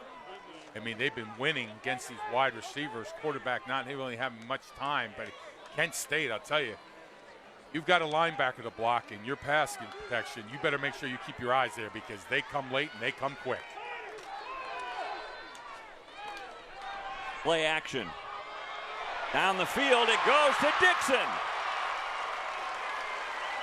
That was right on target from Reardon. Exactly, right on. One of the first times we've seen him throw the ball down the field. Take a look at it, kind of a little hitch on this pass, waiting for Dixon to clear. Looks like a miscommunication in terms of on coverage. Dixon just working straight down on a go route. I think quarterback initially was like, he was so wide open. Should I throw the ball? I shouldn't. But nice throw that time by Reardon. Baxter came in from his cornerback position and saved a touchdown as Lang had come in and was actually fooled on the play. So Dixon with 2 big plays in the game. One, a touchdown run of 47 yards, and then that pass to get him into Marshall territory at the 45. A spin move at the line, and McKelvey wasn't buying it as Washington gets a couple. As Calhoun on the carry. And I think some of the offense, remember the first quarter, Kent State doing a nice job with that jet sweep action, working the perimeter and some things, and really got the movement of the Marshall defense. Let's see if they start to work some of that to try to get those guys flowing one way and work against that. Actually, Miles Washington on the carry, got a couple on the play. Okay. Yeah.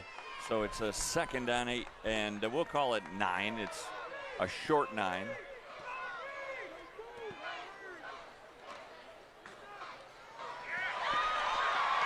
Washington busted outside. And inside the 20 he goes. Miles Washington, the ball carrier.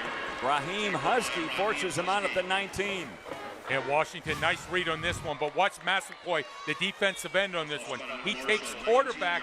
Linebackers get caught up on the inside that time. Husky number 45. So right there, nice cut in terms of watch how you make the press the hole. Linebacker steps up, now jump back outside. Great job by McCauley. Right tackle, that's the way to finish. Keep your hands inside. But again, that starts with Massaquoi. I thought 73, too far up the field from the defensive end position.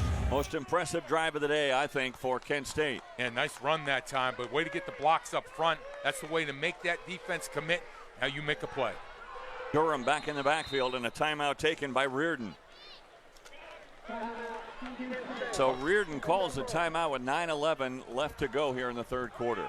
And find out again down in the red zone. It's been a struggle for this Kent State offense this year. So Don Treadwell talking things over with Colin Reardon. First step, Credit Karma.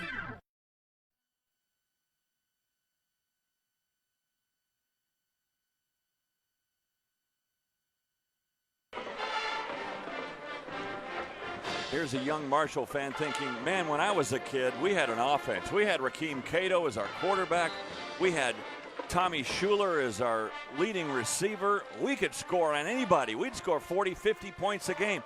What's happened in my lifetime? Well, I'll tell you what, that looks like a future Doc Holliday to me, and that young man's already got those eyes. So when you saw a coach with eyes like that, you knew the next day you'd be running some in practice.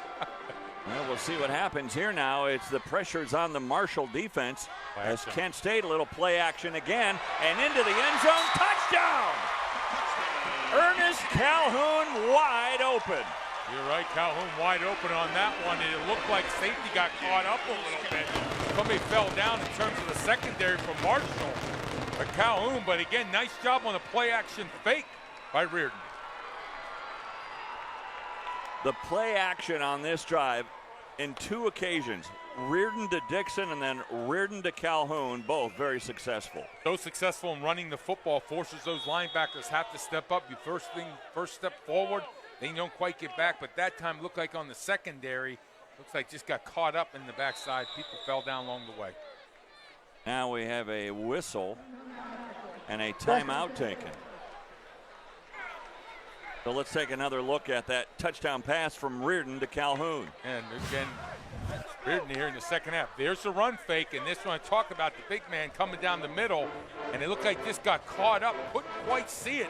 But initially, I think the reason why that was wide open is everyone's going to take that step forward because the big man, Durham, looks like he's going to get the ball. Now Calhoun just comes across. So again, I think still miscommunication, but give credit to Reardon here. 2 throws on this series going down the field, right on the money with the ball. Absolutely.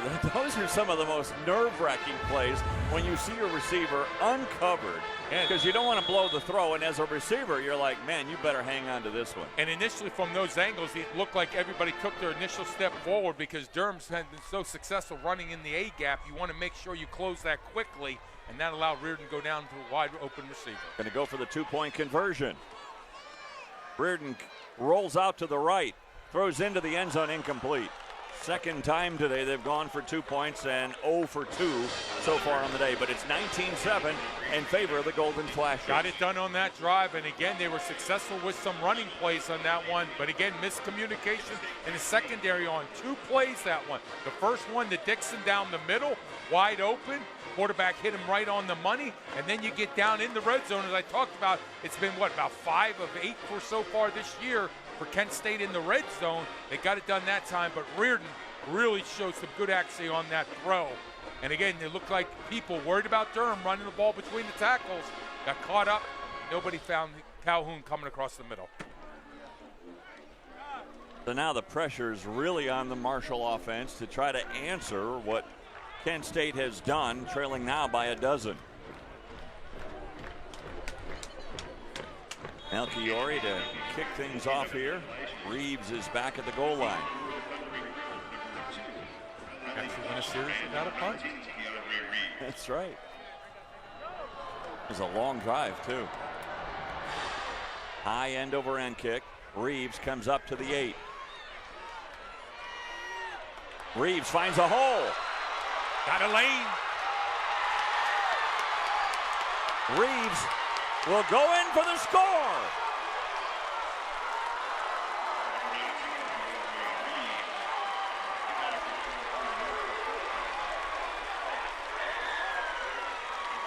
You need somebody to light the fire. That's why they call it special teams, because it's special. Take a look at Reeves right up the middle. Look at the block by the wedge, the sustain. Nobody fell off. He found a lane to the outside. Make it happen, buddy. Get down the field. Your offense is struggling. Your defense got checked on the last play. Got it done. Right back in the game. So now Nick Smith for the point after.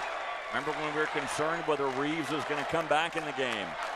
Well, he's back, and in a big way. A 97-yard return as DeAndre Reeves goes the distance. Take a look in the middle of the wedge. Nice job on that point, getting a block, and then Reeves pressed the line right behind his wedge, then jumps back outside. It looked like what happened in that one for Kent State defensively. Close too soon. You got to make sure you get to the depth of the ball. If you close too soon, it creates a gap. Watch Reeves find it to his left. Up behind the wedge, now jump back outside, and that's pure speed. Dave, me and you couldn't even think about driving that fast. Mr. Reeves just walking down the sidelines. And as Marty Schottenheim used to say, you know what? It doesn't matter what kind of athlete you are on special teams. It's all about being a special person and finding a way to get it done. Mr. Reeves did it on that play. Boy, he certainly did. DeAndre Reeves with a beautiful kick return, and Marshall is right back in it. 19-14 our score. And man, they needed that because offensively it has been a struggle for them so far in this game. They just haven't been able to sustain any type of drives at all. But man, special teams, man, putting the fire back on. Let's see what their defense can carry some of that momentum. I was just starting to think that as much as the special teams have been out on the field today, both in punt return situations and kickoffs, I kind of figured something was going to happen today on special teams that could make a big difference. And this will be down in the end zone. Possibly been the key, one of the keys in the second half, because as both offenses have struggled in this game, it usually comes down to special teams, turnover, mistake, field position, but Marshall, the Thundering Herd, got thundering. What does that do for you emotionally on both sidelines? Oh, man, it gets you jumping, and that's what you want to see. You got to find a way to make a play, give you some confidence, get you back in the game, because nothing's been working right. You're struggling, you begin to question what you're doing, but special teams just gives you that life. Defensively, let's see if they bring it now. Yeah, and I think, too, for Kent State, they've got to try to shake that off and take some of the momentum back right here. Trayon Durham is back in the backfield. Durham with the ball right up the gut. And Durham upended at the 42. I'll tell you what, they had an offset to the strength that time, an over front, but still Durham's able to just walk underneath the cockroach. What are you talking about, over front? Well, they shift the defensive line over, but give credit, they put them all to strength. But that time, give credit to McCauley again and Pruitt. And Pudoff, the center that time, just pushing people around like me and you going to get brownies on the sideline. All the way up to the 42-yard line. Gain of 17. And we got a flag. The movement on the part of the Golden Flashes. Durham, for how big is it to get the ball on the field? Offsides. 5-yard penalty, first down. I'll tell you, Durham, he hits the hole so quick. So a loss of 5. Hard enough to get first downs, but when you have to go 15 yards, it makes it even tougher. See Durham today, 61 yards and that 2-yard touchdown.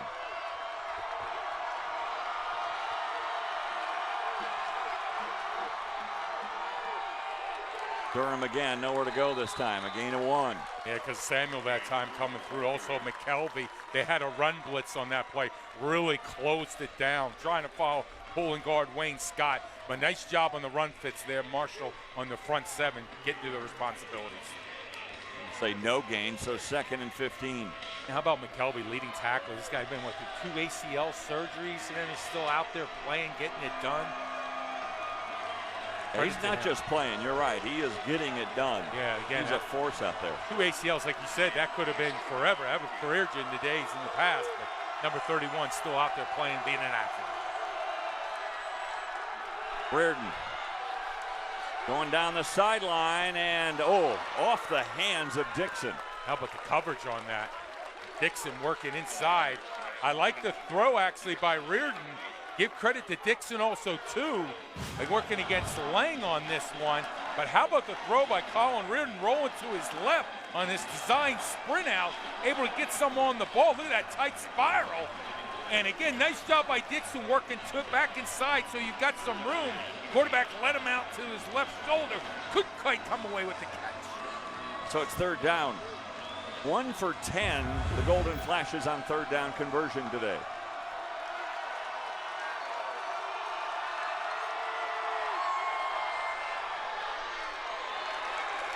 Hard running, but they needed 15 and got about 7. And Dillon got hit.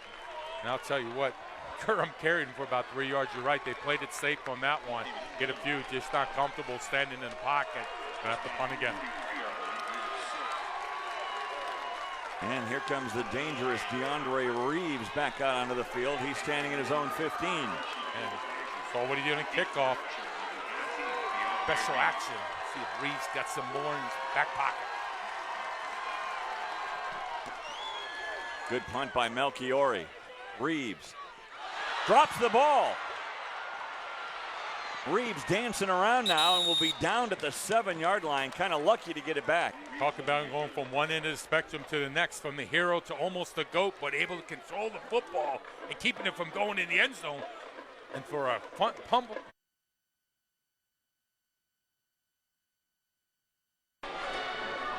Yeah, Kent State kicker April Goss, that's her right there, number 91. She made history a couple of weeks ago, becoming the second woman to ever kick an extra point in a game. Find out more about her friendship with the first woman to accomplish the feat by reading her story on AmericanSportsNet.com. And here comes Marshall back on the attack, trailing by 5, and start this drive at their own 8-yard line. Chase Litton today, 6 for 19. And he'll go down for his first sack of the game. That's Terrence Waugh with his 4th sack of the year. And give credit also, though, to coach, defensive coordinator Brian George. He has really taken away this running game and put it on the quarterback, saying, hey, you got to be this. How about Terrence Waugh working on the outside? Watch the initial grab the hands over the top, going against Clint Van Horn, the right tackle that time, able to get away. Take a look at it again. Nice job with the hands. Work on arm over, sack on the play. Litton throwing from the end zone. That's Reeves. He's got it at the 19, a first down. One chance finally. Receiver able to come away with it. Just a little dig route that time and pitch and catch. Backed up in your own end zone. Reeves becoming the offensive star of this game for the Thundering Herd. Yeah, haven't seen much in the running game here so far in the second half. Hasn't been as effective. Here they come again. Blitz. Pressure coming, and Litton goes down hard. Hey, give it to Dellinger. Give it to Dellinger. He's the one, the inside linebacker. Watch him come on the delayed blitz, Dave. He's the one who closes the door. See him come late inside. Quarterback nowhere to step up. He's in. Now your buddies all getting involved, getting some steak along the way. Some quarterback meat. Baldy, you talked about it. The running game is kind of non-existent, so these guys are just pinning their ears back right now. Yeah, it's fun time for D-line. Go to the outside. That's tipped at the line and well wide of his intended target, McManus. Exactly right, and that's what Coach George wanted to do. He said, listen, we can't be affected by a hurry-up offense tempo. We have to dictate the tempo. We have to make some plays, and that's what this defense has done. There has been some big runs from Pittman, but overall, running attack has not been effective for Marshall in this game. 3 for 11, as you see, on third down. Facing a 3rd and 12. And Bird, they got up there in the middle to Hoon now. Bird's been a good rusher right over the center that time. Selby, let's see what he does here in this rush. Good coverage. Toss down the middle of the field. Reeves was, I guess, the intended target, but that was actually closer to Italiano. Yeah, but Italiano just sitting there like a robber baron, only rushing 3, dropping 8. That time they didn't bring the blitz, but just a lot of bodies in the way. Freshman quarterback, listen, good athlete, but you haven't seen everything. Nice job in that time by defensive coordinator Coach George, mixing up, bringing the blitz, and then dropping people off and getting in the throwing lanes. Calhoun standing back at his own 35. This is a short kick, kind of off the side of the foot. And it will go out of bounds at the 36-yard line. So good field position for the Golden Flashes. Yeah, putting a lot of pressure on Chase Litton to make some throws. Couldn't quite get it done that series again. Had one reception that time, but not able to continue. Reeves that play before got a catch, but couldn't finish it out on third down. 4:34 left to go here in the third quarter. Kent State on top 19-14. Yeah, Colin Reardon, a couple big throws in the last series. Let's see if they get a chance to get some people vertical again. Blown coverage by Marshall in the last series led to the touchdown. There's Dixon in the slot. On the option. Calhoun is buried behind the line of scrimmage. Big defensive play by DJ Hunter. Yeah, just try to pull your backside guard around. It's what we call a speed option. It's the same blocking scheme, but again, give credit to Massaquoi that time. He took away the pitch man. Quarterback had nowhere to go. Watch the responsibility defensively. Everyone's in their gaps, and then you bring in DJ Hunter from the outside, the linebacker, sitting and he's laying the hit. Loss of 2. I've always thought that should go as a sack. It doesn't officially, but it should. It should, but again, you're not in the throwing motion, right. So they don't consider it. Calhoun right down the seam again. Fumble. McKelvey recovers. James was wide open in the middle of the field and then had the ball stripped. Great setup. You bring in Calhoun in motion. They see the linebacker slide, and they got the ball thrown right behind them. Got to be able to put it away. But again, it looked like DJ Hunter got his right hand in there. And then McKelvey, 31, we talked about him and his athleticism coming back from 2 ACLs. How about it? I think on that one, DJ Hunter used his booty to hit the ball and got it out of their hands. That's the first turnover for the Golden Flashes. Come right back out on the attack to Juracek, the tight end. He goes down to the 43-yard line before Refuge could make the stop along with McCray. Nice job by quarterback on the check down. Take what the defense gives you, and probably that's the answer here, Dave. Let's find the tight end. Great catch in the first half. Another one here on that play.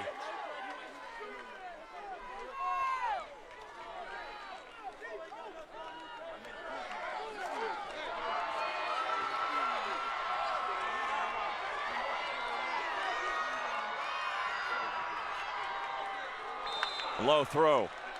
And you can see quarterback Chase Litton upset on that one.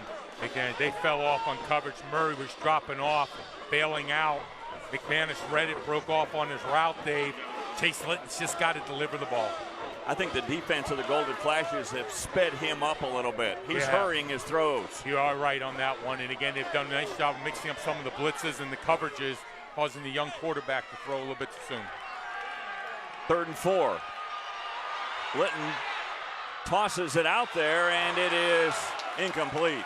It was originally caught by Hunt, and then Monday just swatted it out of there. How about this guy Monday at the cornerback position? Can he change his body direction and just gets his hands in, finds the ball so well, really gets a track on that ball, and he's the one. And how about Chase Litton on that throw? You thought that was going to be a completion. Monday said, hey, you ain't going to make it to Tuesday. I'm taking the ball away. Litton, I think, telling the coaches, man, those guys are everywhere. They are fast. Here's another punt for Williams. High punt. Fair catch by Calhoun. This one will be at the 7-yard line for the Golden Flashes with 2:50 remaining in the third quarter. I got to give credit to this defense here at Kent State all afternoon. It doesn't matter. Turnovers take place, whatever. They just bring an attitude, Dave, and they don't change. They don't take their foot off the gas pedal. They keep coming at you. Now Marshall has got Kent State backed up. Let's see if they can't make a big stop. Again, you probably get good field position.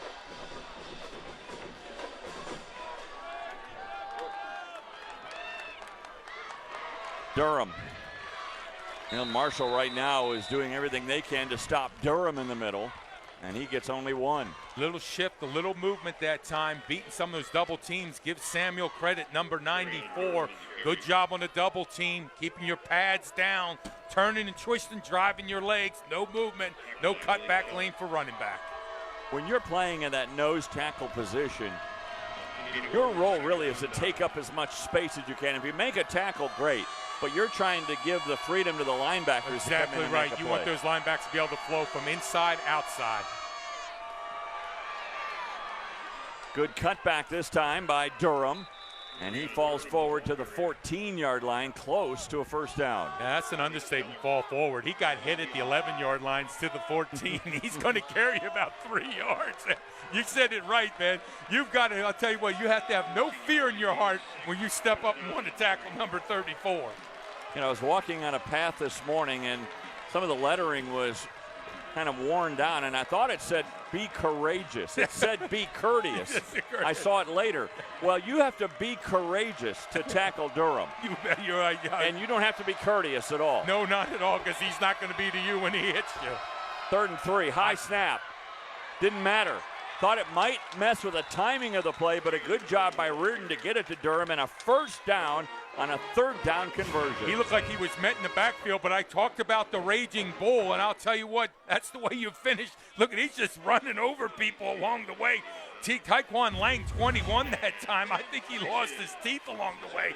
But I'll tell you what, the raging bull, Mr. Durham, Mr. D, he'll plant it on you every time he hits you. Only the 2nd 3rd down conversion of the day. Whoa, let's let the fireworks go off.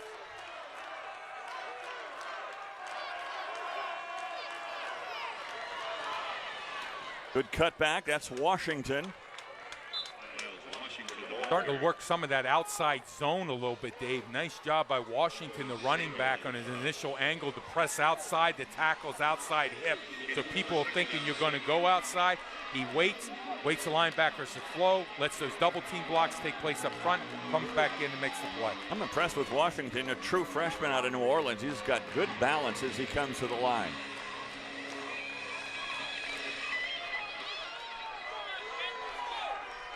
Could be the last play of the 3rd quarter. Washington again. Oof.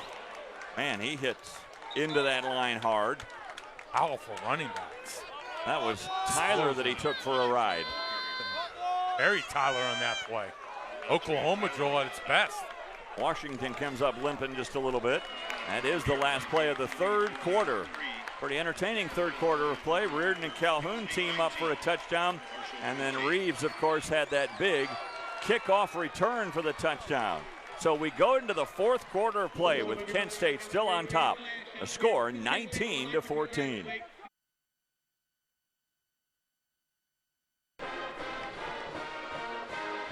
Today's game brought to you by Cabell Huntington Hospital, your partners for life. We welcome you back to Dick Stadium, and a pretty good rushing attack for the Golden Flashes today. Durham has run for 83 yards and a touchdown. Washington, the freshman, has rushed for 57 more. And then, of course, Dixon had that 47-yard touchdown run on an end around. Yeah, Durham, the Cincinnati kid. He's just going to steal your cards from you. And Washington 26, he's just bringing some of that New Orleans voodoo with them. And I tell you what, they have done a nice job. And, you know, talking with Coach Chuck Heater, the defensive coordinator, Marshall, he was worried about the screens and everything. Well, let me tell you something. Kent State makes it easy. They're going to come right downhill at you. Now let's see what they do here on a 3rd and 3. Try the option. And the option really hasn't worked at all. McKelvey again in there to blow that play up, and Washington comes up lame. And that's because defensively at that end, at the line, defensive end position, did a nice job of keeping shoulders square, forcing quarterback a little bit deeper on that pitch. Linebackers gotten over the top. That's what I'm saying. Downhill running has been their success. I would have stayed with that. The only success they've had is on the jet sweep going to the perimeter.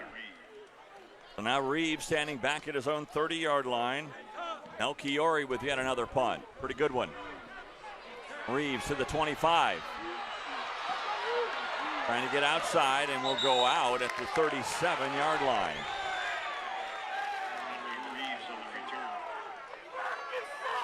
A little chippy. Got some good field position, Dave, out near the 40-yard line.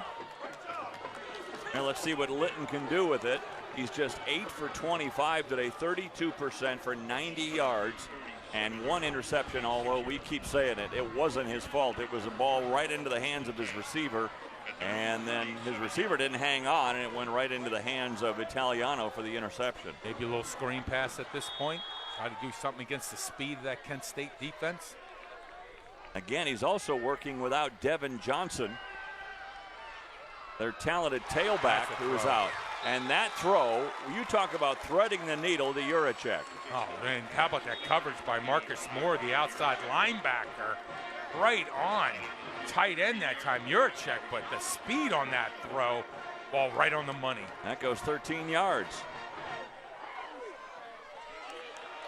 Litton keeps it himself and slides down and is popped, and that'll bring in some flags. Tough for anyone to try to ease up on a hit when the quarterback goes down in the slide, but you've got to do it.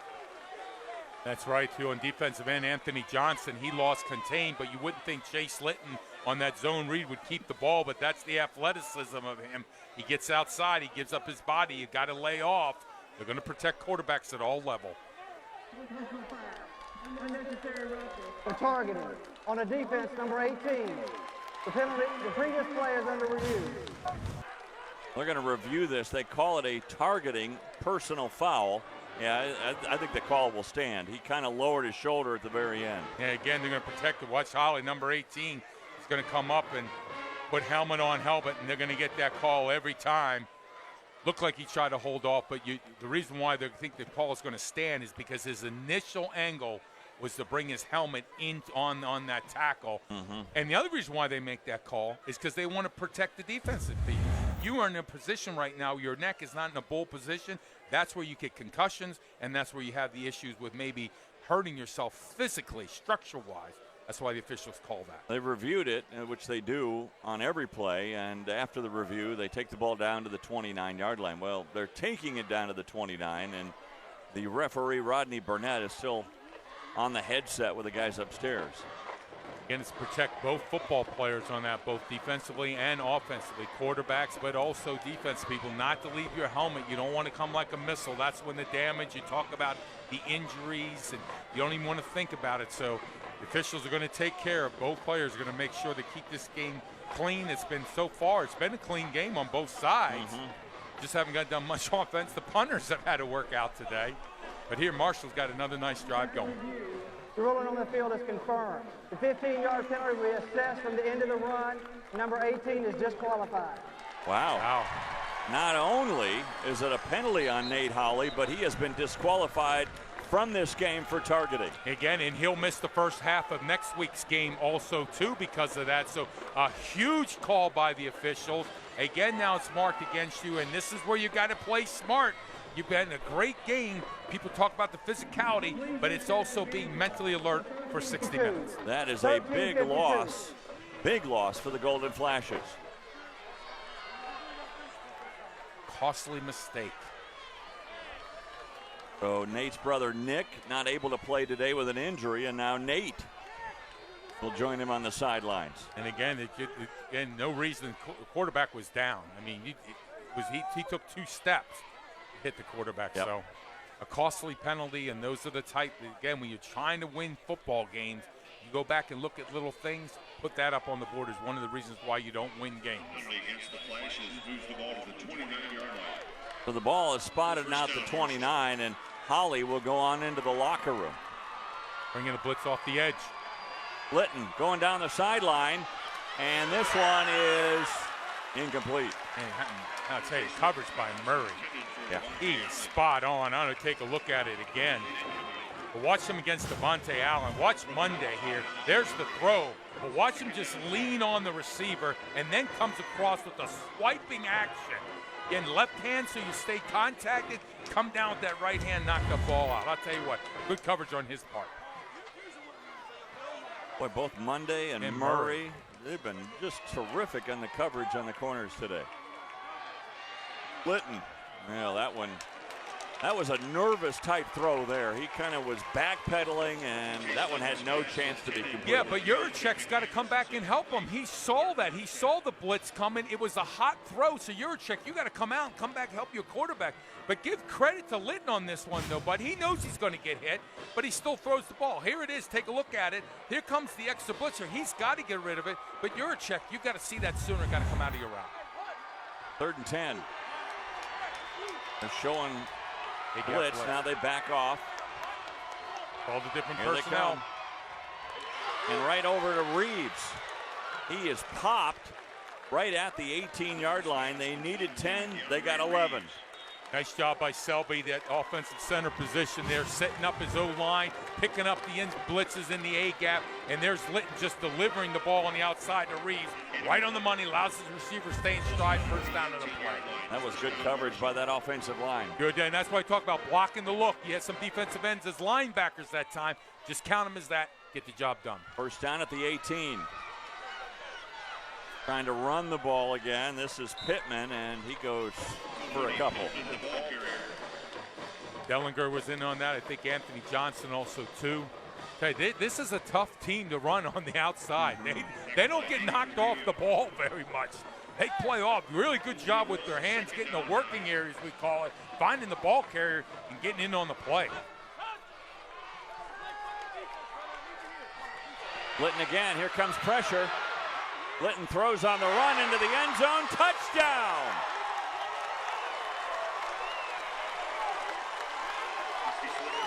What a play by Litton. Standing in the pocket, feels the heat, doesn't panic at all. We're seeing a freshman quarterback saying, all right, I had a big game last week. You didn't think I played against the best of talent. Today I'm playing against the best defense in the MAC. But watch Chase Litton on this. See the blitz coming against Johnson on the outside. Litton just decides to roll on and then finds his receiver. So good vision on his part. So Juracek with his second touchdown reception of the year. And Marshall is back on top. They led 7-6 and now lead 20-19. You go for two here to give yourself a 3-point lead. They're going to look again to make sure Juracek had a foot down in the end zone. Watch Litton just on the rollout. And again, it just, Juracek, Monday looked like he just dropped off because he was worried about a scrambling quarterback. So he dropped coverage. It looks like the completion's going to stand. Well, they called it a touchdown on the field, so you've got to have irrefutable evidence to overturn the call. I don't know, Dave. I think I might just kick the extra point on this one. But being in the fourth quarter, the book probably says to go ahead and take the 2 and go up by 3, make them at least have to go the distance to kick the field goal. Field is confirmed. Touchdown. Yeah, that's a touchdown. Marshall will not be charged a timeout. Feet were inbounds. So good job by Juracek to make sure his foot was inbounds in the end zone, and a good play by Litton to get him the ball. And again, that's what you talk about, the it factor. Can your quarterback make plays? Can he get things done? Yeah, he felt the heat coming around the edge. He didn't bail out the wrong way. He didn't fall back. He rolled exactly to his right and put the velocity on the football to find Juracek in the end zone. They're going to go for 2. I think this is the right call with 12:32 remaining. Try to go up a field goal.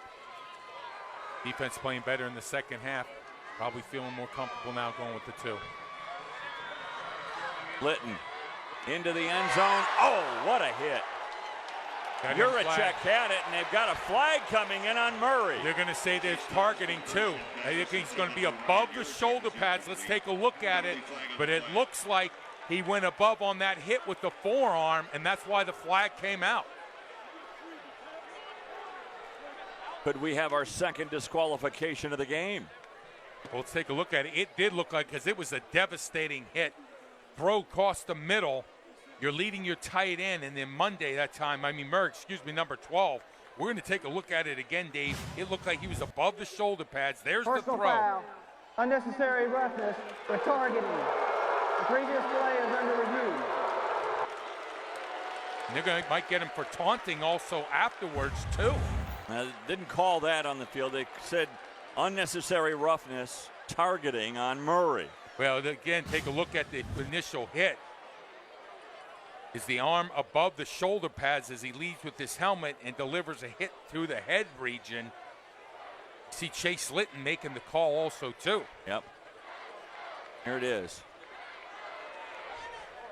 Like he got him with his arm, not the helmet. It didn't look like helmet-to-helmet contact. But again, is it above the shoulder pads? That's what they're going to look at with that helmet. Whether you're leading with your helmet or forearm, if that hit is above the shoulder pads, it is called. They'll give him. The call will stand. I don't know if we can freeze it right upon contact. They even see it right here.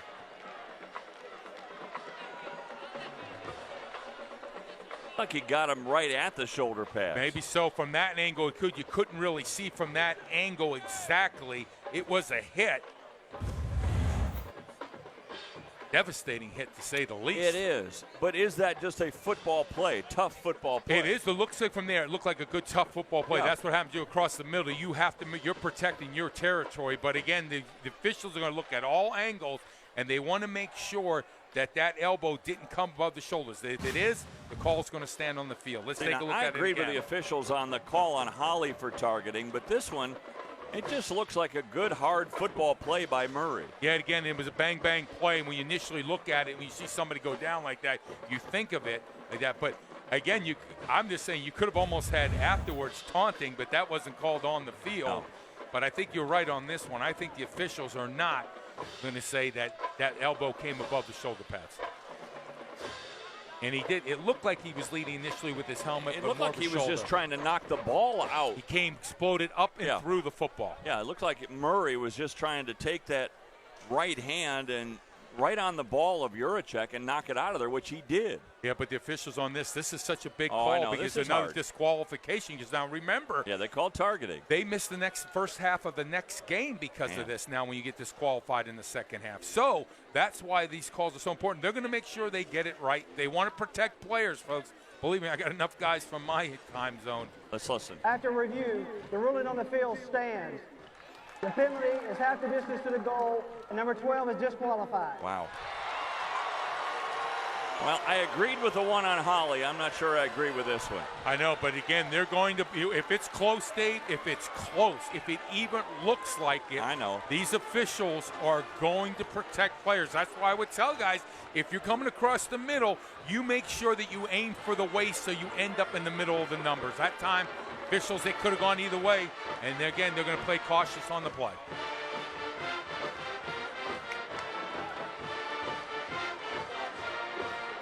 You know, certainly Paul Haynes not happy. 2 of his players have been eliminated from this game. And you say played so well this secondary. That's right. You lose both your starting corners here, and you've seen how they've been coverage-wise. But again, another costly ejection. Oh, free safety. Excuse me, Holly. Excuse me. Sorry, Coach. Holly is safety. Yep. Murray the corner. Yep. Now they'll go for the 2-point conversion again.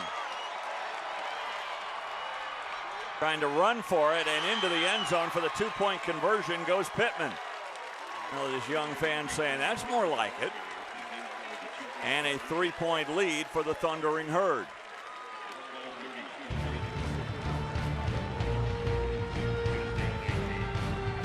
So you look at the touchdown to Juracek, and they tack on 2 more. It's 22-19 Marshall. Feel better. Call or shop TommyCopper.com today. Now, Paul Haynes knew when he came back to his alma mater, Kent State, the odds were stacked against him, and the odds are even tougher now with 2 of his better defensive players eliminated from this contest. Nate Holly and Najee Murray both eliminated for targeting. What a story, Coach Haynes. Actually wanted to go in the FBI, but got a chance to go into coaching football. It felt like, hey, make a difference in men's lives. He's doing it right now. Certainly is. Now what adjustments does he make as this kickoff goes through the end zone, and some bodies got tangled up on special teams and no call there. So the ball will come out to the 25-yard line. Now the pressure on the Golden Flashes as Litton and company light up the scoreboard. 22-19 now in favor of Marshall. I'll tell you what, let's get Calhoun moving a little bit on that jet sweep action, that ghost action underneath, over the top. Get that defense flowing a little bit. Come back inside with Durham. Let's make it simple. Big guys up front. You win this game for us now. Move it methodically down the field.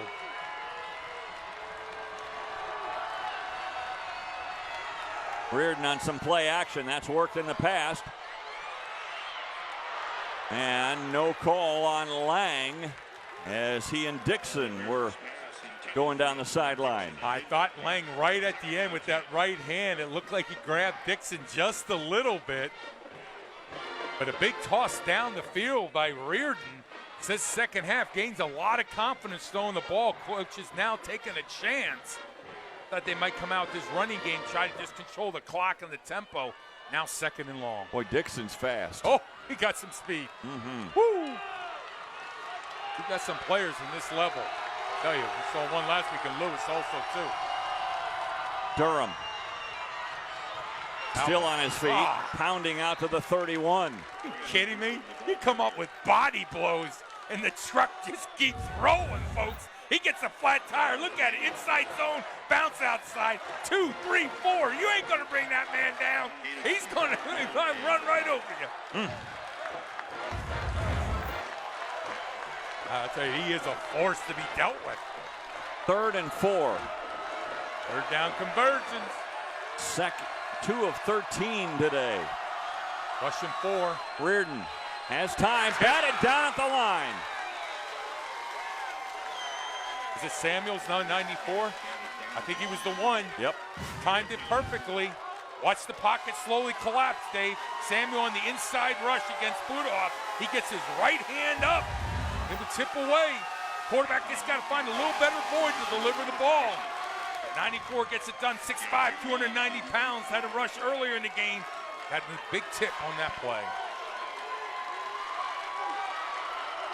3 and out for Kent State. Low snap. Good punt by Melchiori. Reeves does not fair catch it. Reeves. Ooh. Saving tackle there. Or Reeves was off to the races. Big tackle by Tyson to save a touchdown here on special teams. But Reeves has been electric on special teams today for Marshall. Simply electric. He looks like he's on an aircraft carrier and they're launching number 19 off. And there he goes on the big.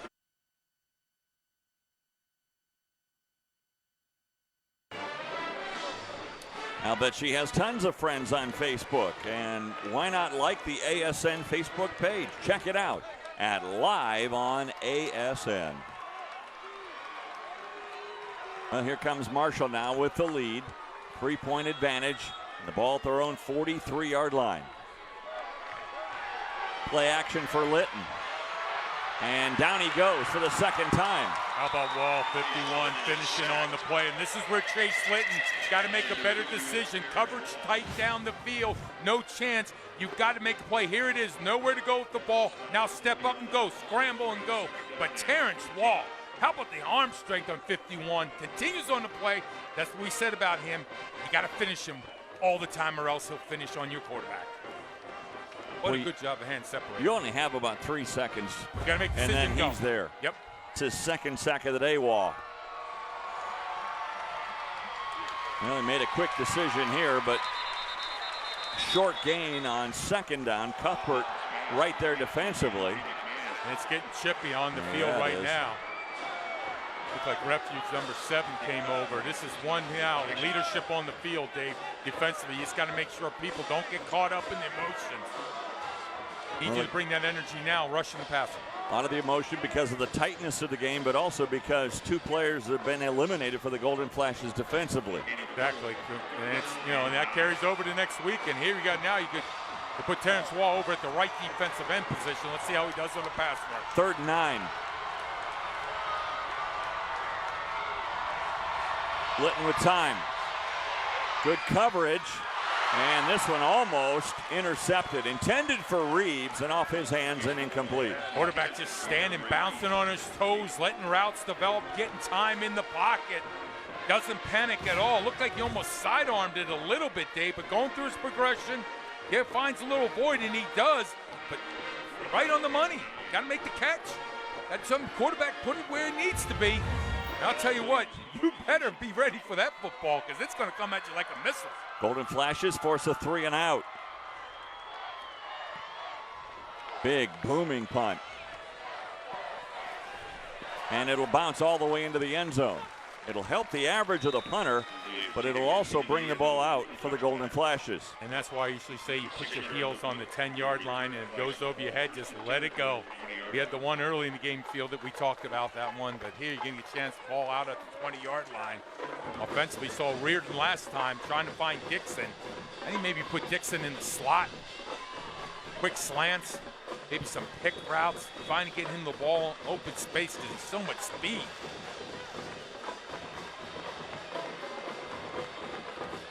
So here comes Reardon on the day, 9 for 21. Completed about 43% of his passes. Been about that same number today, hit a couple big throws. But overall, it's been a struggle throwing the football. That was a pass way too low for Durham. Yeah, but Thompson on that one coming on the rush. He sees it's a play action, quarterback rolls out. His hand getting up just altered the throw. Quarterback had to alter the throw a little bit, and that took away the velocity, so it just died like my golf shot. I don't think your golf shot's ever gone that far. I'll agree with you. I'll just stay in the golf cart. 2nd and 10.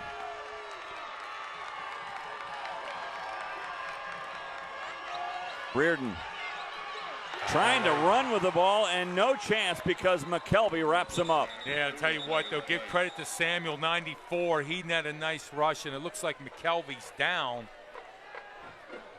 Young man's okay. We've been talking about him. We got a flag on a play. Been knocked out of him, you think? On the defense, number 7. 10-yard penalty. The 10-yard penalty results in a first down. That's a holding call on Antavis Rowe. First down on the play. Wanted to say McKelvey came late. He's spying quarterback on that. Take a look at 31. McKelvey comes over to sign. Watch Samuel. See him get that push in the middle. Quarterback now steps up, and then here comes McKelvey working from the outside against the guard, Wayne Scott, making the tackle. And it looks like he kind of just landed right on quarterback at solar plexus. Good to see McKelvey go off under his own power. I'm sure he'll be back. First down, though, on the penalty. 1st and 10 at the 30. Nickel defense right now. Man-to-man coverage. James goes in motion.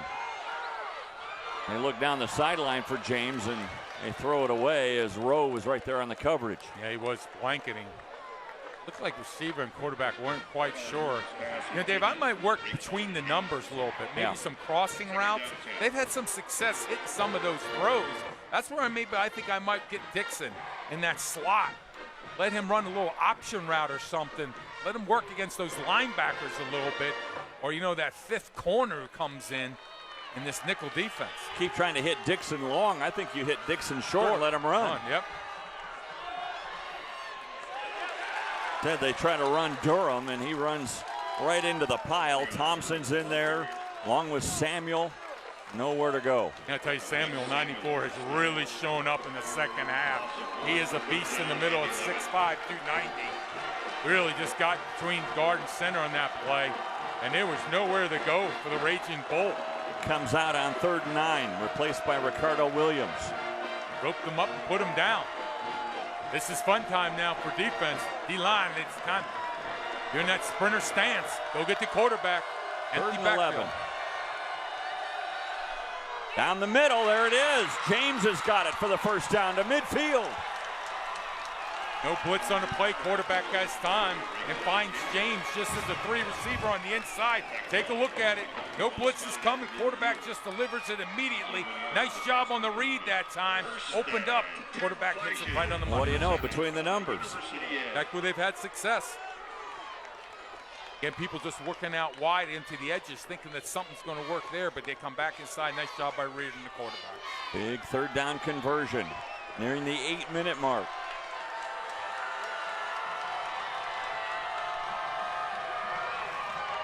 Wheel. Down the sideline, intended on the side for Calhoun. And Lang was there on pretty good coverage. Yeah, like almost it's like a wheel route. I'll call it almost a little stutter and go on that. Calhoun kind of stopped and went, but Lang, nice job of staying back. You know you don't have help. If he came up another step, guess what? Calhoun is gone to the end zone. Lang also very good at picking your pocket. 3 interceptions this year. He has been, and again, they've done a nice job most of the day here in terms of coverage. It's only been those inside throws, inside the numbers, where they've had the most success, Kent State. End around, here comes Dixon. They've got him penned in, and Dixon will get back to the line. sideline calling for a flag here as Dixon goes out and was nicked by Keller, and you can see Paul Haynes going, hey, call it both ways. And talking with Coach There Chuck is a Needham, flag. We do have a flag on the play, but Blake Keller get the Personal call. foul. Late hit out of bounds by the defense, number 44. 15-yard penalty, automatic first down. So that's on Keller. Is that 44? Yeah, 44. Blake Keller, yeah. He initially made a good job of staying at home. Oh, but yeah. Here he, Well, that was number 7. That was Rowe. Oh, that came late. The official called the wrong number. It was Antavis Rowe hit him out of bounds. Keller did a great job of staying at home, reading his keys. Yeah. But costly penalty. That's 2 of them on this drive, down to the 35. Reardon again. Goes down the middle, looking for Calhoun, incomplete. Reardon, I'll tell you what, we got another flag here. I have hands to the face on defense. Take a look at it. About the inside, it might have been Samuel, 94. He looked like he got a hand to the face and the helmet on his pass rush. Reardon's showing some movement now, some spin on the ball. Mm-hmm. Well, he wants to get the call. There is no foul for participating without the helmet.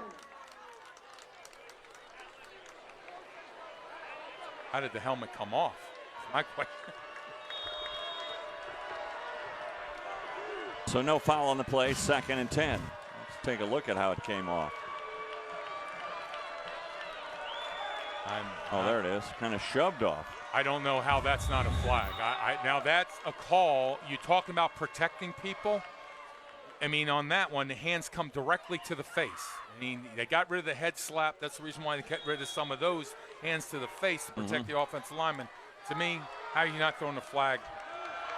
And keeping it close, call it both ways. Well, that would have really added insult to it if you call him for a penalty because he lost his helmet because someone knocked it off.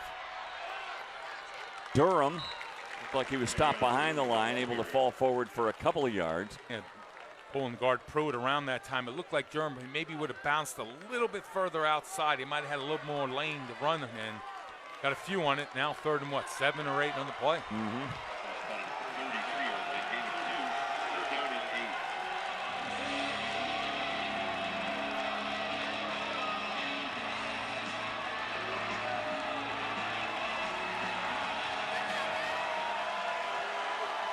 Empty backfield again.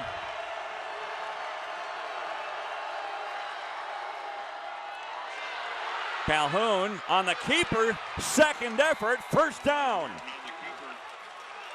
Give credit to Raekwon James, 24, coming in motion. Watch the hand fake. Nice job by quarterback hiding the football, and then the block on Samuel in the middle by Scott. That opened up the lane for quarterback, but a great job by quarterback. You got to take 2 steps, hide the football, make the defense guess. They guessed wrong, and he kept it for the big run. They haven't done a good job all day on 3rd down conversions, but on this drive, they've done it 3 times now. They did. You're exactly right. Maybe finally they found a way to get it done on 3rd down. They're in field goal range now. Oh boy, good cut. Once Durham saw a little bit of a seam, he took off. Let's put off the center, number 52. Guys, we're talking about getting it done. Pruitt on that side. Look at the scoop block on the back side there. McCauley just taking his man into the nickel seat. That's the way you get movement, but great patience by a big raging bull. 34 Durham. Gain 6, 2nd and 4. Defensive coordinators right now, when they put on this film with Kent State, they might come into the room and say, hey, we got to stop 34. Easier said than done. True. 90 yards on the day. And counting. Got a couple more there. McKelvey with a big hit. I thought he lost his hand on this play. McKelvey came with a bone-crushing arm tackle. Gain of 2, 3rd down and 2. A clothesline on that play. Player down. Methodical drive right now by Kent State, hitting some throws, costly penalties. But how about quarterback making a play? Reardon, big run. Kept the drive alive.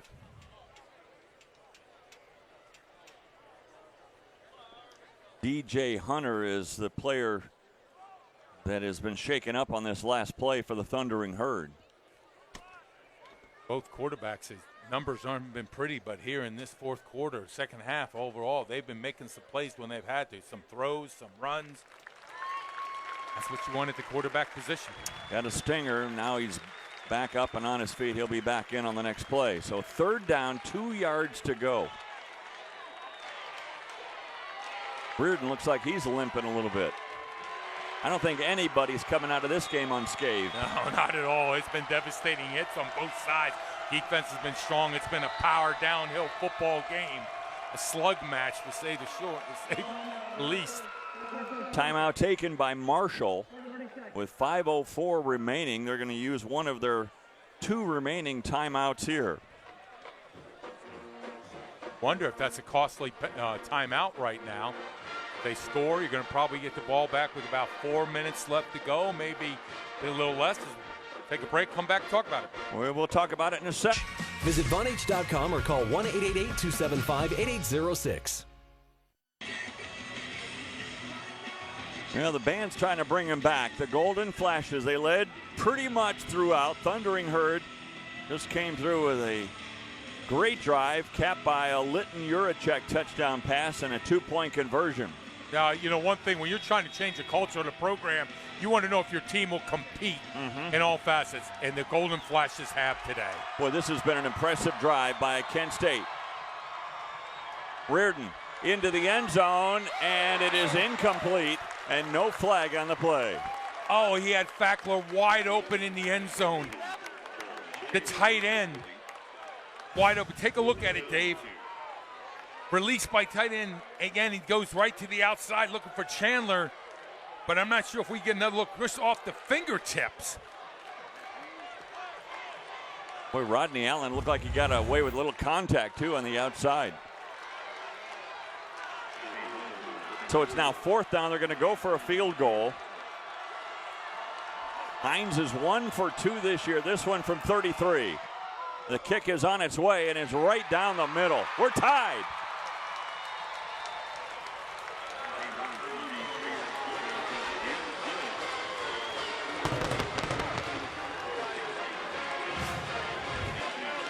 Take a look at it here. Watch tight end Fackler just release across the middle. He's going, I thought he could pass the safety. He comes back to Chandler just off the fingertips. Maybe a little bit of push before. They're going to let him play close.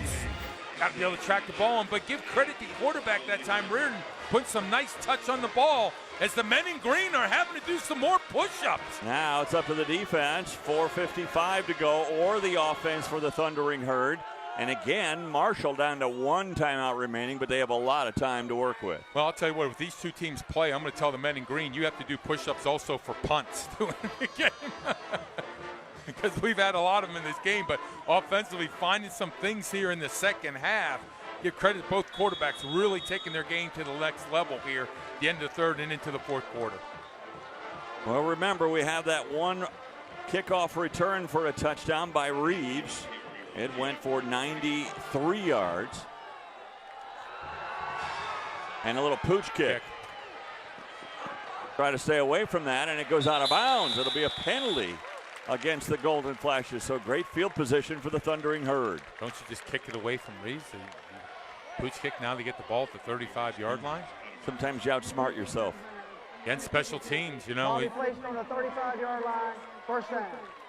Takes to all 3 facets to win, you know, and the offense has struggled in the first half, and then the big return, like you said, by Reeves, what's been the difference really in this game here. A whole different out for defensively, but now we're tied. Let's see defensively what Kent State can do. Well, I love the storylines on this. You've got a freshman quarterback in Litton going for Marshall. You've got 2 players eliminated for Kent State in their backfield. Nate Hawley, their free safety, and one of the best corner guys in the MAC in Najee Murray.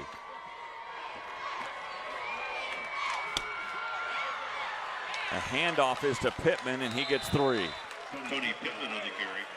Anthony Johnson in on tackle, and I will finish that statement by saying I know we've lost those people, but I've got 51 Terrence Wall on defense. he has been a player here in this game today. 2 sacks today and in on a lot of plays. A lot of plays. Yeah, really stayed at home. I really like the way he plays. Good athlete. Very good. Very quick with his initial step. Good use of his hands. His arms look just like mine. I tell you, you've been in the weight room now, Yeah, buddy. well, whatever. Not like that. Oh, wow. Dellinger. Did he come on the delay or what? And they shot him out of a cannon. Coverage downfield. But Dellinger, 32, just brings it with him. We talked about the blitzes here. Kent State's very successful here on this one. Take a look at it again. And Pittman that time looked like he was trying to release. He's got to work inside and out. And nice job by Dellinger. Wait until the running back commits. 3rd and 17.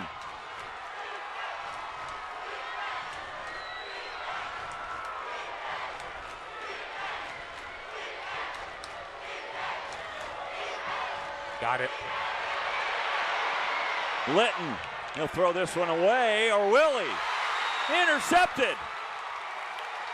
Trying to throw it away, and he couldn't.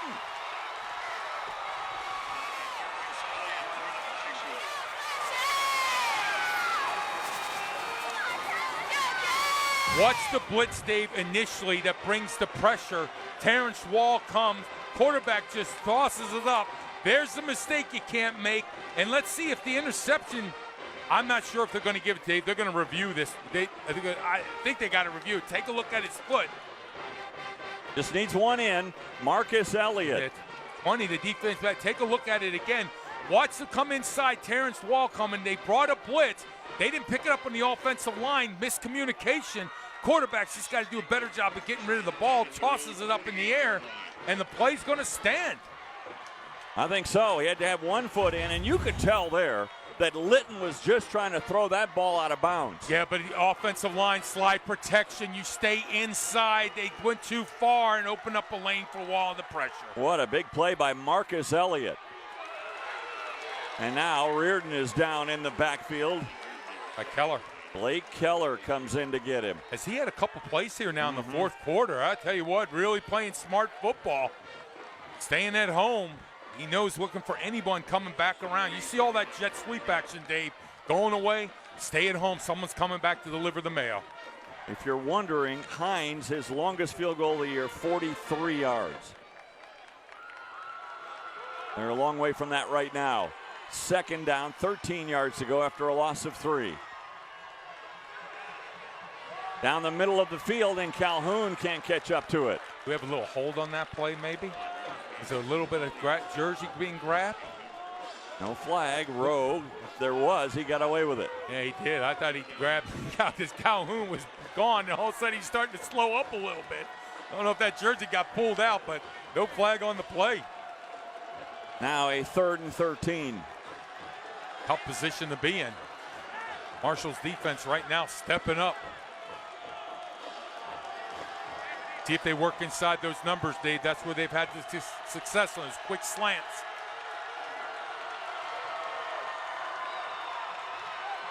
Reardon comes back the other way. There's Calhoun. Changing direction, gets within a couple. I think you got to go for it here on 4th down. Oh, without a doubt. How about Colin Reardon on this one, too? Scrambling, keeping his eyes down the field. I like the movement now. Nowhere to go with the ball, but again, he just waits for Calhoun to clear. He finds an open space. Not quite enough to get there. And Husky, number 45, the linebacker, just gets a hand on him. I don't know, Dave. Do you go ahead and punt it at this point? No, I don't. Paul Haynes, right now with 2:13 to go, he's just burned a timeout here. I think you've got to go for it. If you don't make it, good field position for Marshall, though, at almost midfield.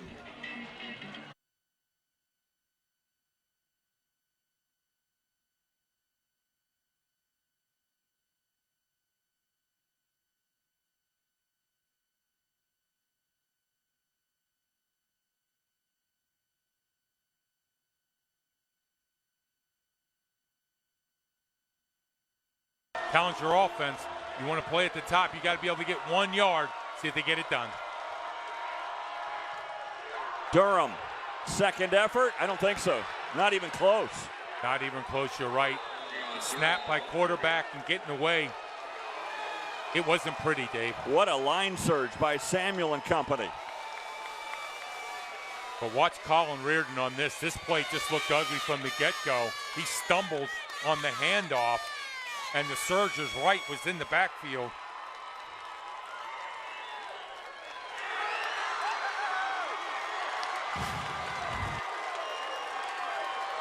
He stumbled a little bit. I think he tripped over Scott, 71 pulling guard on that play, but the handoff just wasn't right. Met deeper in the backfield, and then the surge of the defense led by Samuels, 94. That was McKelvey. Watch McKelvey. He's right there. He jumped right over the top. And again, Cody looked like the center Pudoff that time. Wasn't sure who he should take on that play. McKelvey just jumped over and got in on the play. All right, now the pressure is on the running game of the Thundering Herd. One timeout remaining for Kent State. If you get one first down, you ought to be able to ice the game.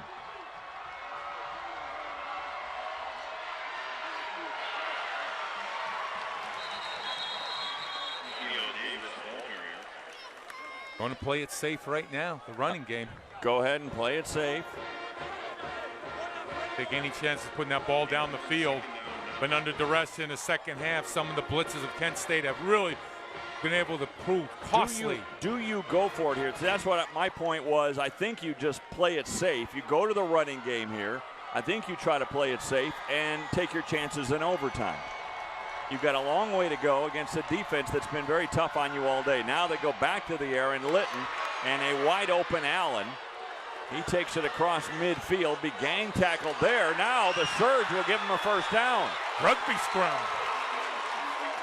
How about that? The Thunder and Herd getting the beast together by the watering hole, just moving some people. One timeout remaining for Marshall. They stop the clock to move the chains. Well, there's also a player down.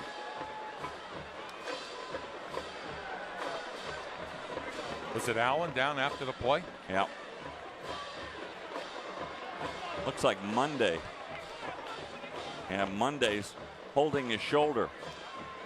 Played very well today in coverage. That's all the Golden Flashes need. With Holly and Murray already gone, let's hope Monday's out for just one play. Chase Litton going through his progression, coming back, delivering the ball underneath. Well, maybe now with 1:16 remaining and a timeout, better field position. Just go for it right here. He can stick with the short passing game. Nick Smith, by the way, has a 42-yard field goal in his hip pocket this year. And the wind has died down considerably.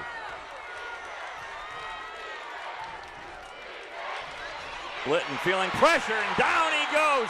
Wall with his third sack of the day.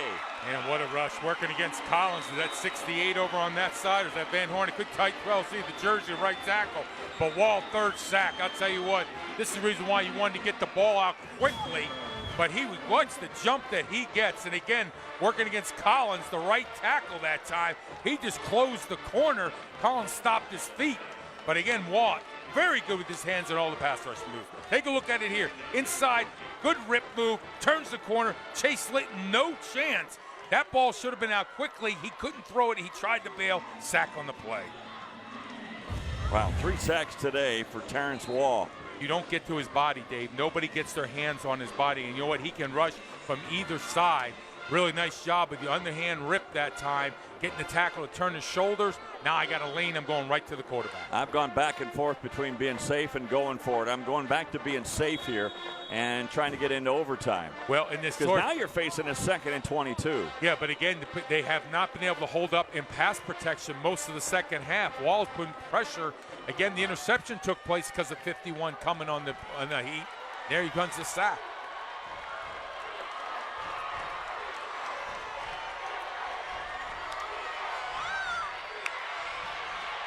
Got him again. Got him again. Wow. Wow, what a motor, Dave. What a motor.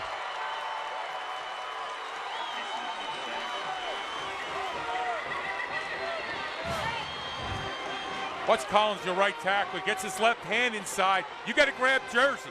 Don't stop on the play. Litton's trying to step up, doesn't have anything down the field, but that's all hustle and effort. That's what sacks are about. Wall's one of those leaders, and I said, hey, you can throw out my whole team. Give me 51 on the field. He'll find a way to get it done. Gonna run for it here with Pittman, and he can't even get back to the original line of scrimmage as he takes the ball to the 46 with 20 seconds remaining. Now, Dave, we went back and I said instead of going for it on the 4th down, maybe you punt and back it up. Yeah. Because you knew protection-wise, Marshall has struggled here in the second half. Yes. Terrence Wall has been an absolute monster on the field. Now, if you backed them up and they couldn't run the football, couldn't throw it, you probably would have even got better field position than this with some more time on the clock. Now, do you go ahead as Wall? Look at what he's done today. Unbelievable. 10 total tackles and 3 sacks. He'll make a good run for Defensive Player of the Week in the MAC. No question about that. 20 seconds remaining. I think right here, if you're the Golden Flashes, you go after this punt. Why not take your chances now? But if you get a penalty, will that push you down into field goal range? Oh, you make sure you just get out in front of the ball. I don't think they're going to. You can go after it, but just be smart of going for the block.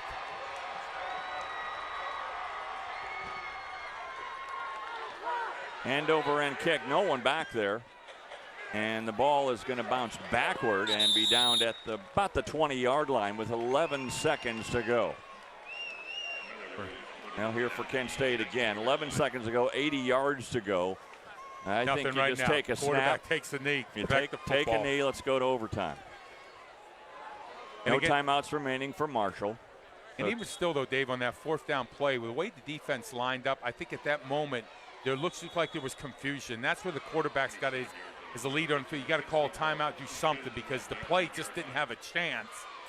And it proved costly, but now you're going to head to overtime. And it looks like they're going into that formation where they're going to take a knee here, and let's get into overtime.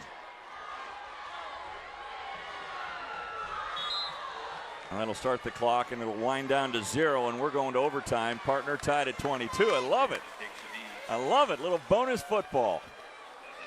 That's what you expect when you have defenses playing the way they have here.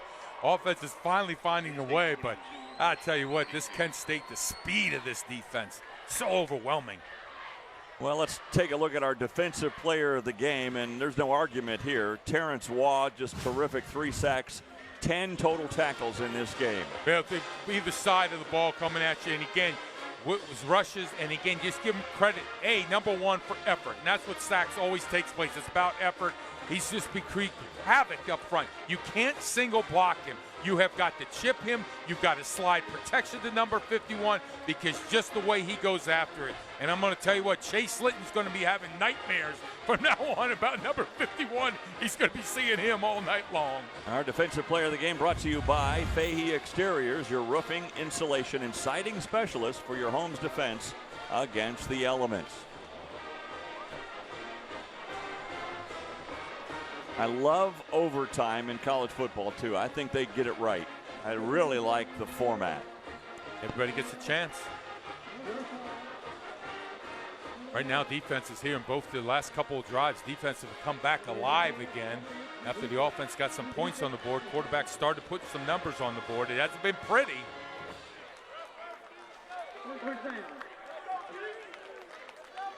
Michael Birdsong out there is the captain.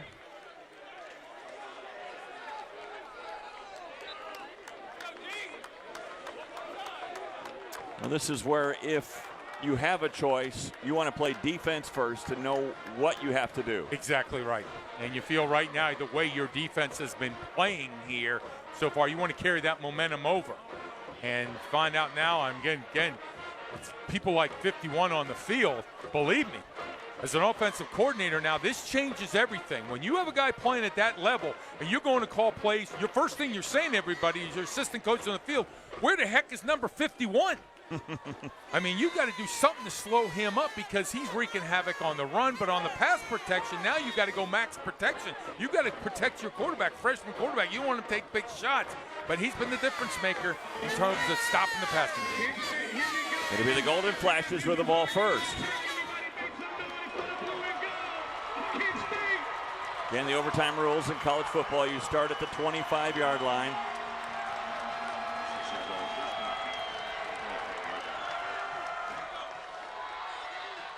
The inside handoff, that's Durham, and he gets 4 before Gary Thompson can bring him down. Down to the 21-yard line. Always positive yards with number 34. You like to block for guys like that because he'll become his own fullback. That's what I said. He's the tailback in a fullback body. Dante, look at the carries, 28 for 102 yards. I mean, that is a hard 102 yards, Dave. Just went over 100 on that last carry. He will make defensive people sore the next day. In the ice tub. Reardon down the middle, incomplete. He was looking for James, and the throw a little bit low. A little bit low, but again, safety help coming across the middle. Take a look at it. James just running the post. Quarterback trying to deliver the ball. Kind of lobbed it a little bit, huh? You know, that ball get tipped a little bit. Was that also Rowe coming across the middle? Didn't really put enough spin on that ball. Yeah, I'd like to see him fire that ball in. I don't know if that just came off his fingertips wrong on that throw. Durham back in there.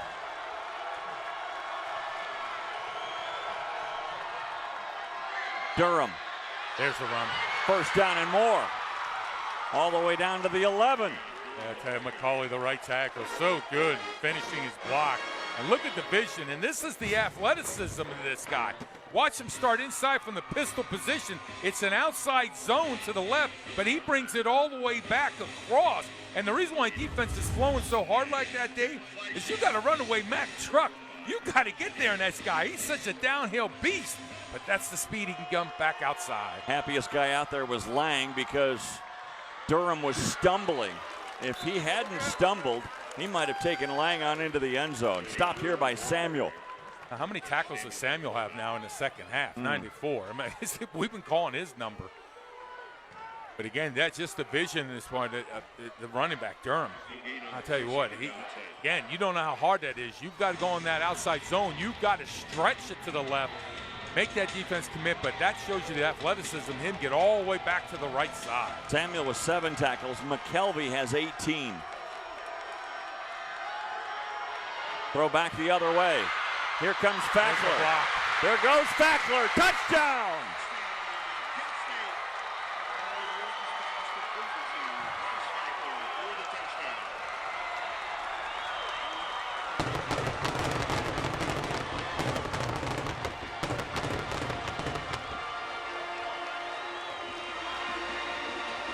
Boy, they run the screens well. They do. And I'll tell you what, give credit. Was that Rita coming across, makes that block on the outside, and Fackler cut right back inside. Good job by quarterback Reardon, and the fireworks say it all. So now Hines for the extra point.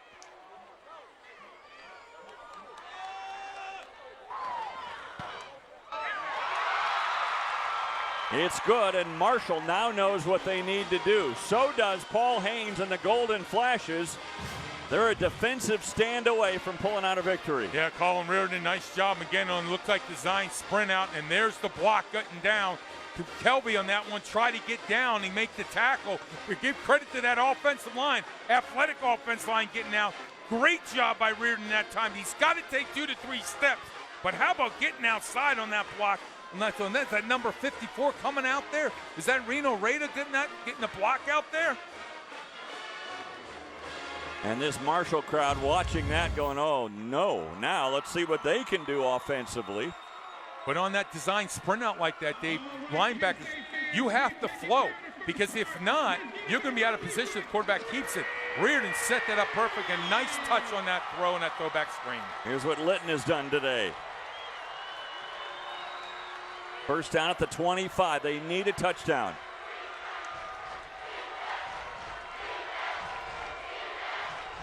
Pittman, maybe one.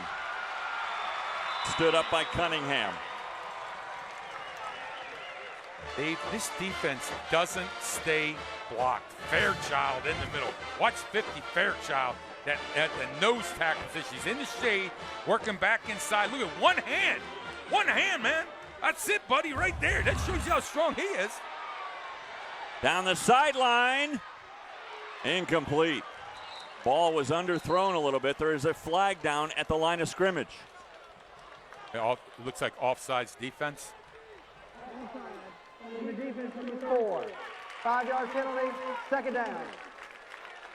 So a free play for Litton there.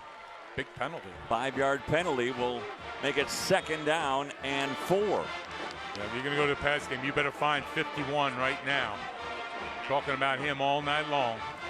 You better slide your protection.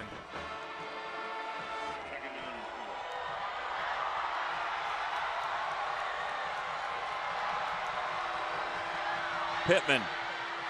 That's close to a first down. The power Wall running. was there with the tackle. Going to be about length of a football shy. And Collins inside right guard. Nice shot by Pittman finishing on that one. Inside zone play. That's where you got to be strong. Shoulder square. Third and short here, Dave. Yep, 3rd and 1.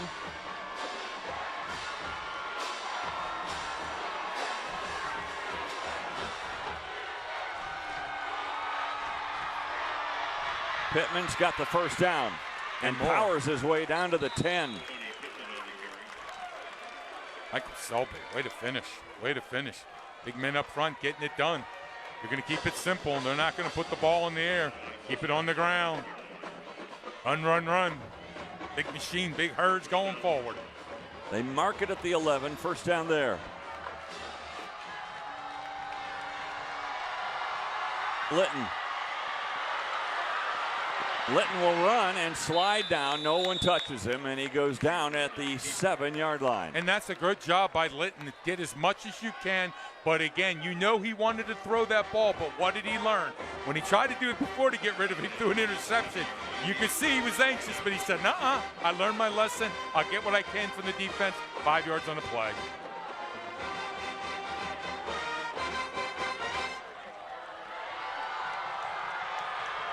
Tight coverage both sides. Litton into the middle.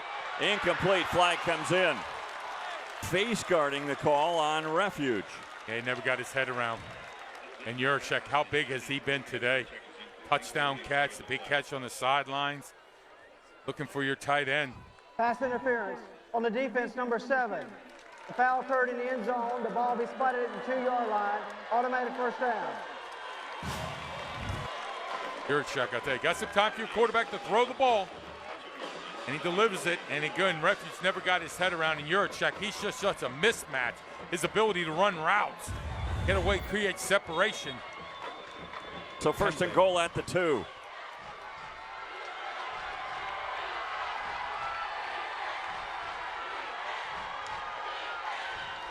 Pittman. He got down to the 1. And trying to make those calls. The last second, you saw Selby working with his left guard, Johansson, 71, making sure on that, reaching on the front side on a zone block. You know your responsibility. Hat on hat down here in the red zone. Nobody comes free.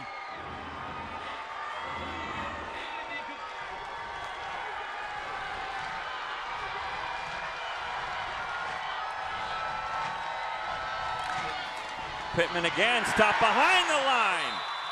Yeah, what a surge by Fairchild. Man, I'll tell you what, number 50. Woo! Watch the movement on this one. Low man wins. He just beats across the left guard, Johansson, that time. Johansson's got to know if you're not getting help by your center, you got to get across. But Fairchild, great pad level that time, and nice leg drive. Can you run it in from here? Do you have to throw it now? 3rd and goal to 3. Geez, now those arms, how big they are. You could write a dictionary on Fairchild's biceps, huh?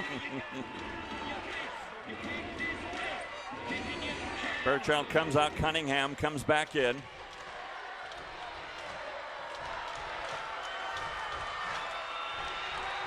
Litton drops the ball, and now he's down at the 2-yard line. The ball bounced right back to him, and it'll be 4th and goal at the 2. And take a look at it. He feels the pressure, and he says, I'm going to get outside the pocket quickly, takes off. but you got to learn how to put the ball away. That ball just fell off, and luckily he's able to fall on it.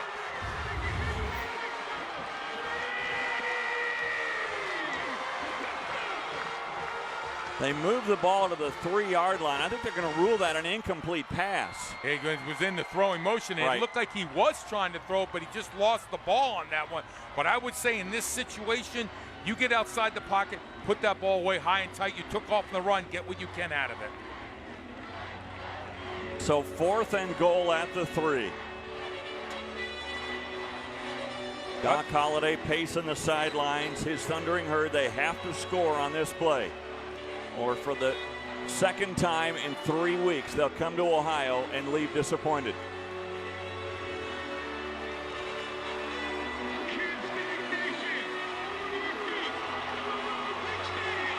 Terrence Waugh in this very tough Golden Flashes defense, trying to make one more stop. Got to bring it now. Reach down deep. All the all-season work takes place right now.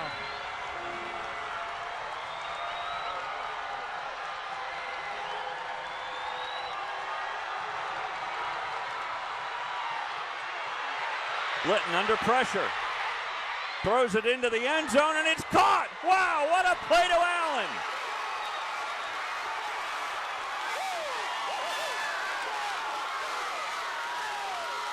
Wait a second, we have the ruling on the field. The officials are discussing it right now. No signal yet.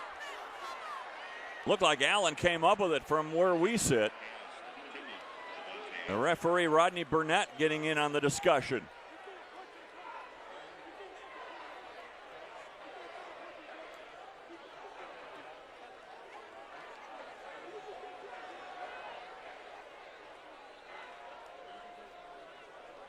The receiver was forced out of bounds, returned immediately, and caught the ball. Touchdown.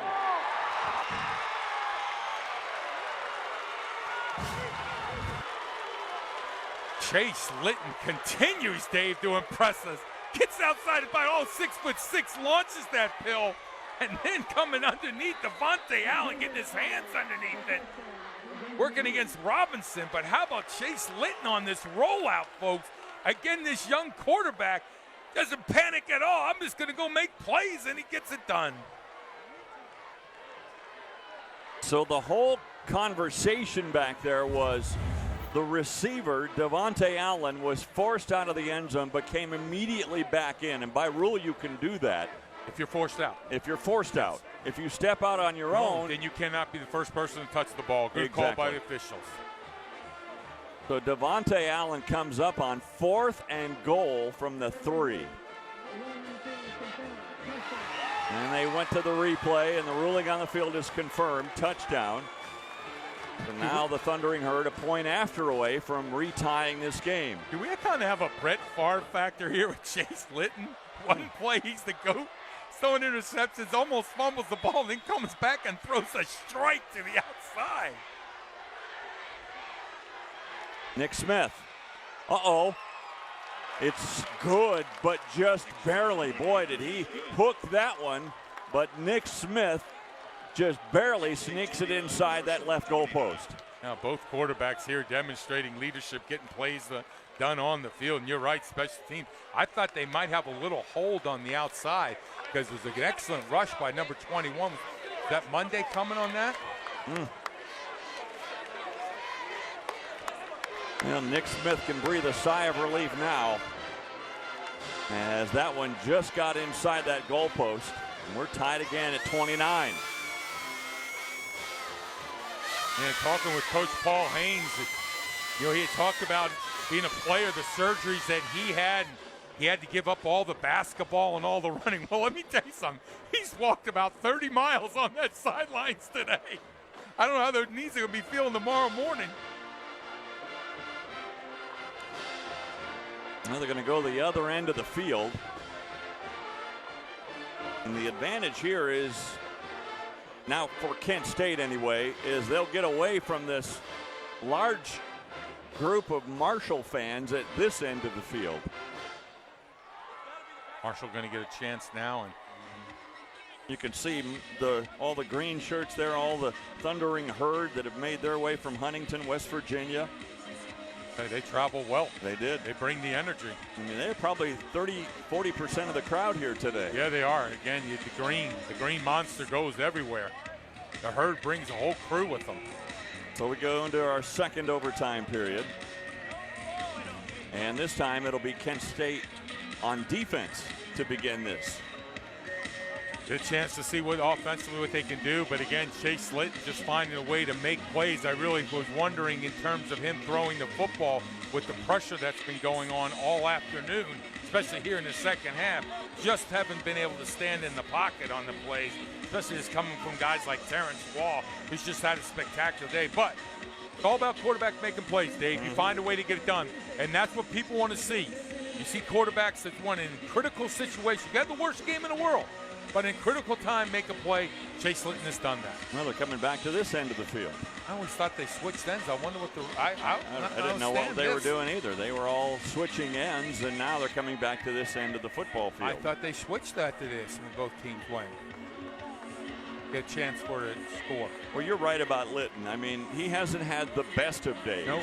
But they always talk about someone having the it factor, and that's part of it. When you come through, when the whole game is on the line, it's 4th and goal to 3. You either make a play or you're done. You're getting on the bus and going home. And he makes the play when it counts most. Again, in his movement, and you've seen this young quarterback. You can see the quarterback skills he has. I know the numbers haven't been pretty, but folks, there's more to it as a freshman. You're watching the guy, and this guy's just showing me leadership on the field. He doesn't panic. He doesn't quit at all. This guy just continues to fight. They talk about his poise, his confidence, and all that on display here in overtime.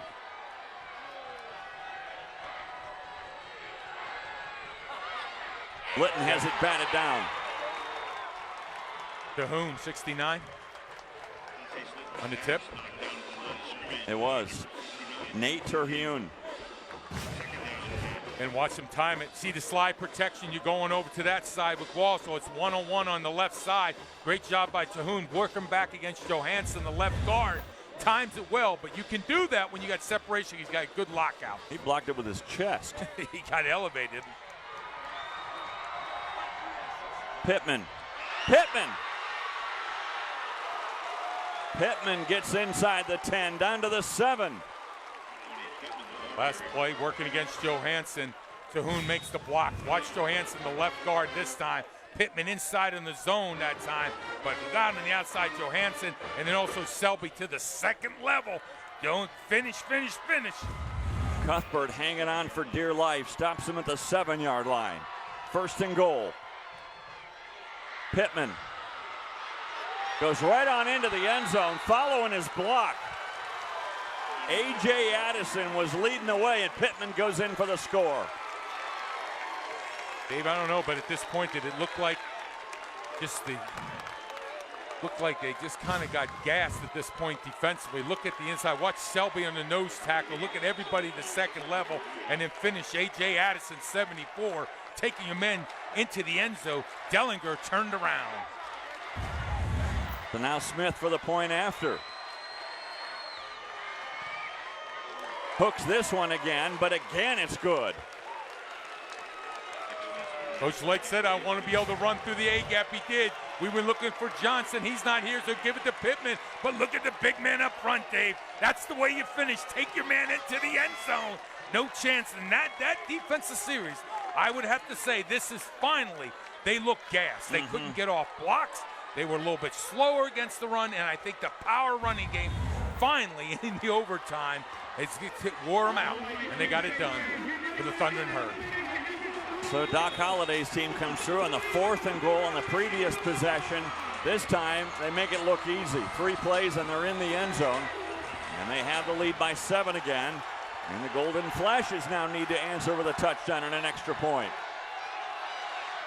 Durham, that's 3. Talk about a Mack truck, and they're going back what they've been doing good. They decided to go with some of the outside zone, and Durham really showing some good pressure, good angles on attacking the line of scrimmage. Now 2nd and long, and how about this guy, Samuels, 94. Big man in the middle, 6'5", 300 pounds, reaches one side to the other, get in on the play.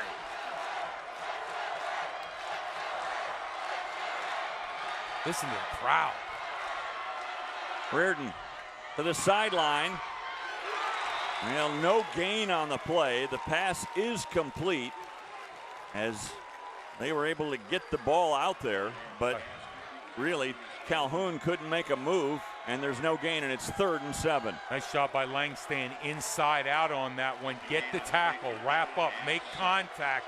Don't lead too forward because Calhoun's so shifty. Credit to Lang on that open field tackle.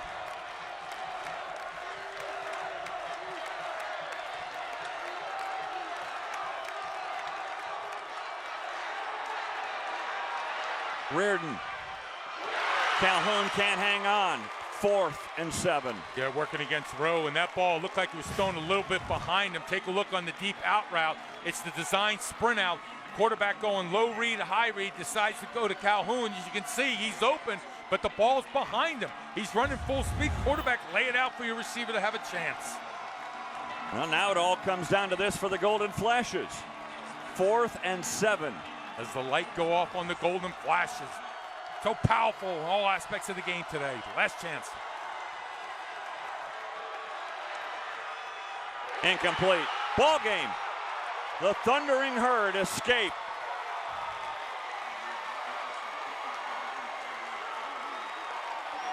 Number 7 Rowe was the one who delivered the hit, the pressure. Take a look at it, Dave, on the rollout.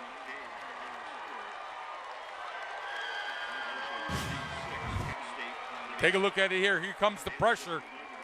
And again, Rowe delivers a hit, but again on the backside, he feels Gary Thompson coming. No chance for Reardon on that throw. He had the chance before going to number 25 on that one, but just couldn't get it done to Calhoun, threw him behind him. That's when he needed the completion. A terrific game. Calhoun just couldn't get it done in the end, or excuse me, Reardon couldn't get it done in the end to Calhoun. And you look at this game, and what a terrific finish, and Marshall comes away with a hard-fought victory. Yeah, he did come away, but give credit to where credit's got to be. You got a freshman quarterback in Chase Litton, needed to make plays, and guess what? Saw a young man grow up in front of our eyes tonight. So for Richard Baldinger and our entire crew, I'm Dave Armstrong. For scores, highlights, features, and more, go to AmericanSportsNet.com. This has been a presentation of ASN, the American Sports Network. Your teams, your passion, your network.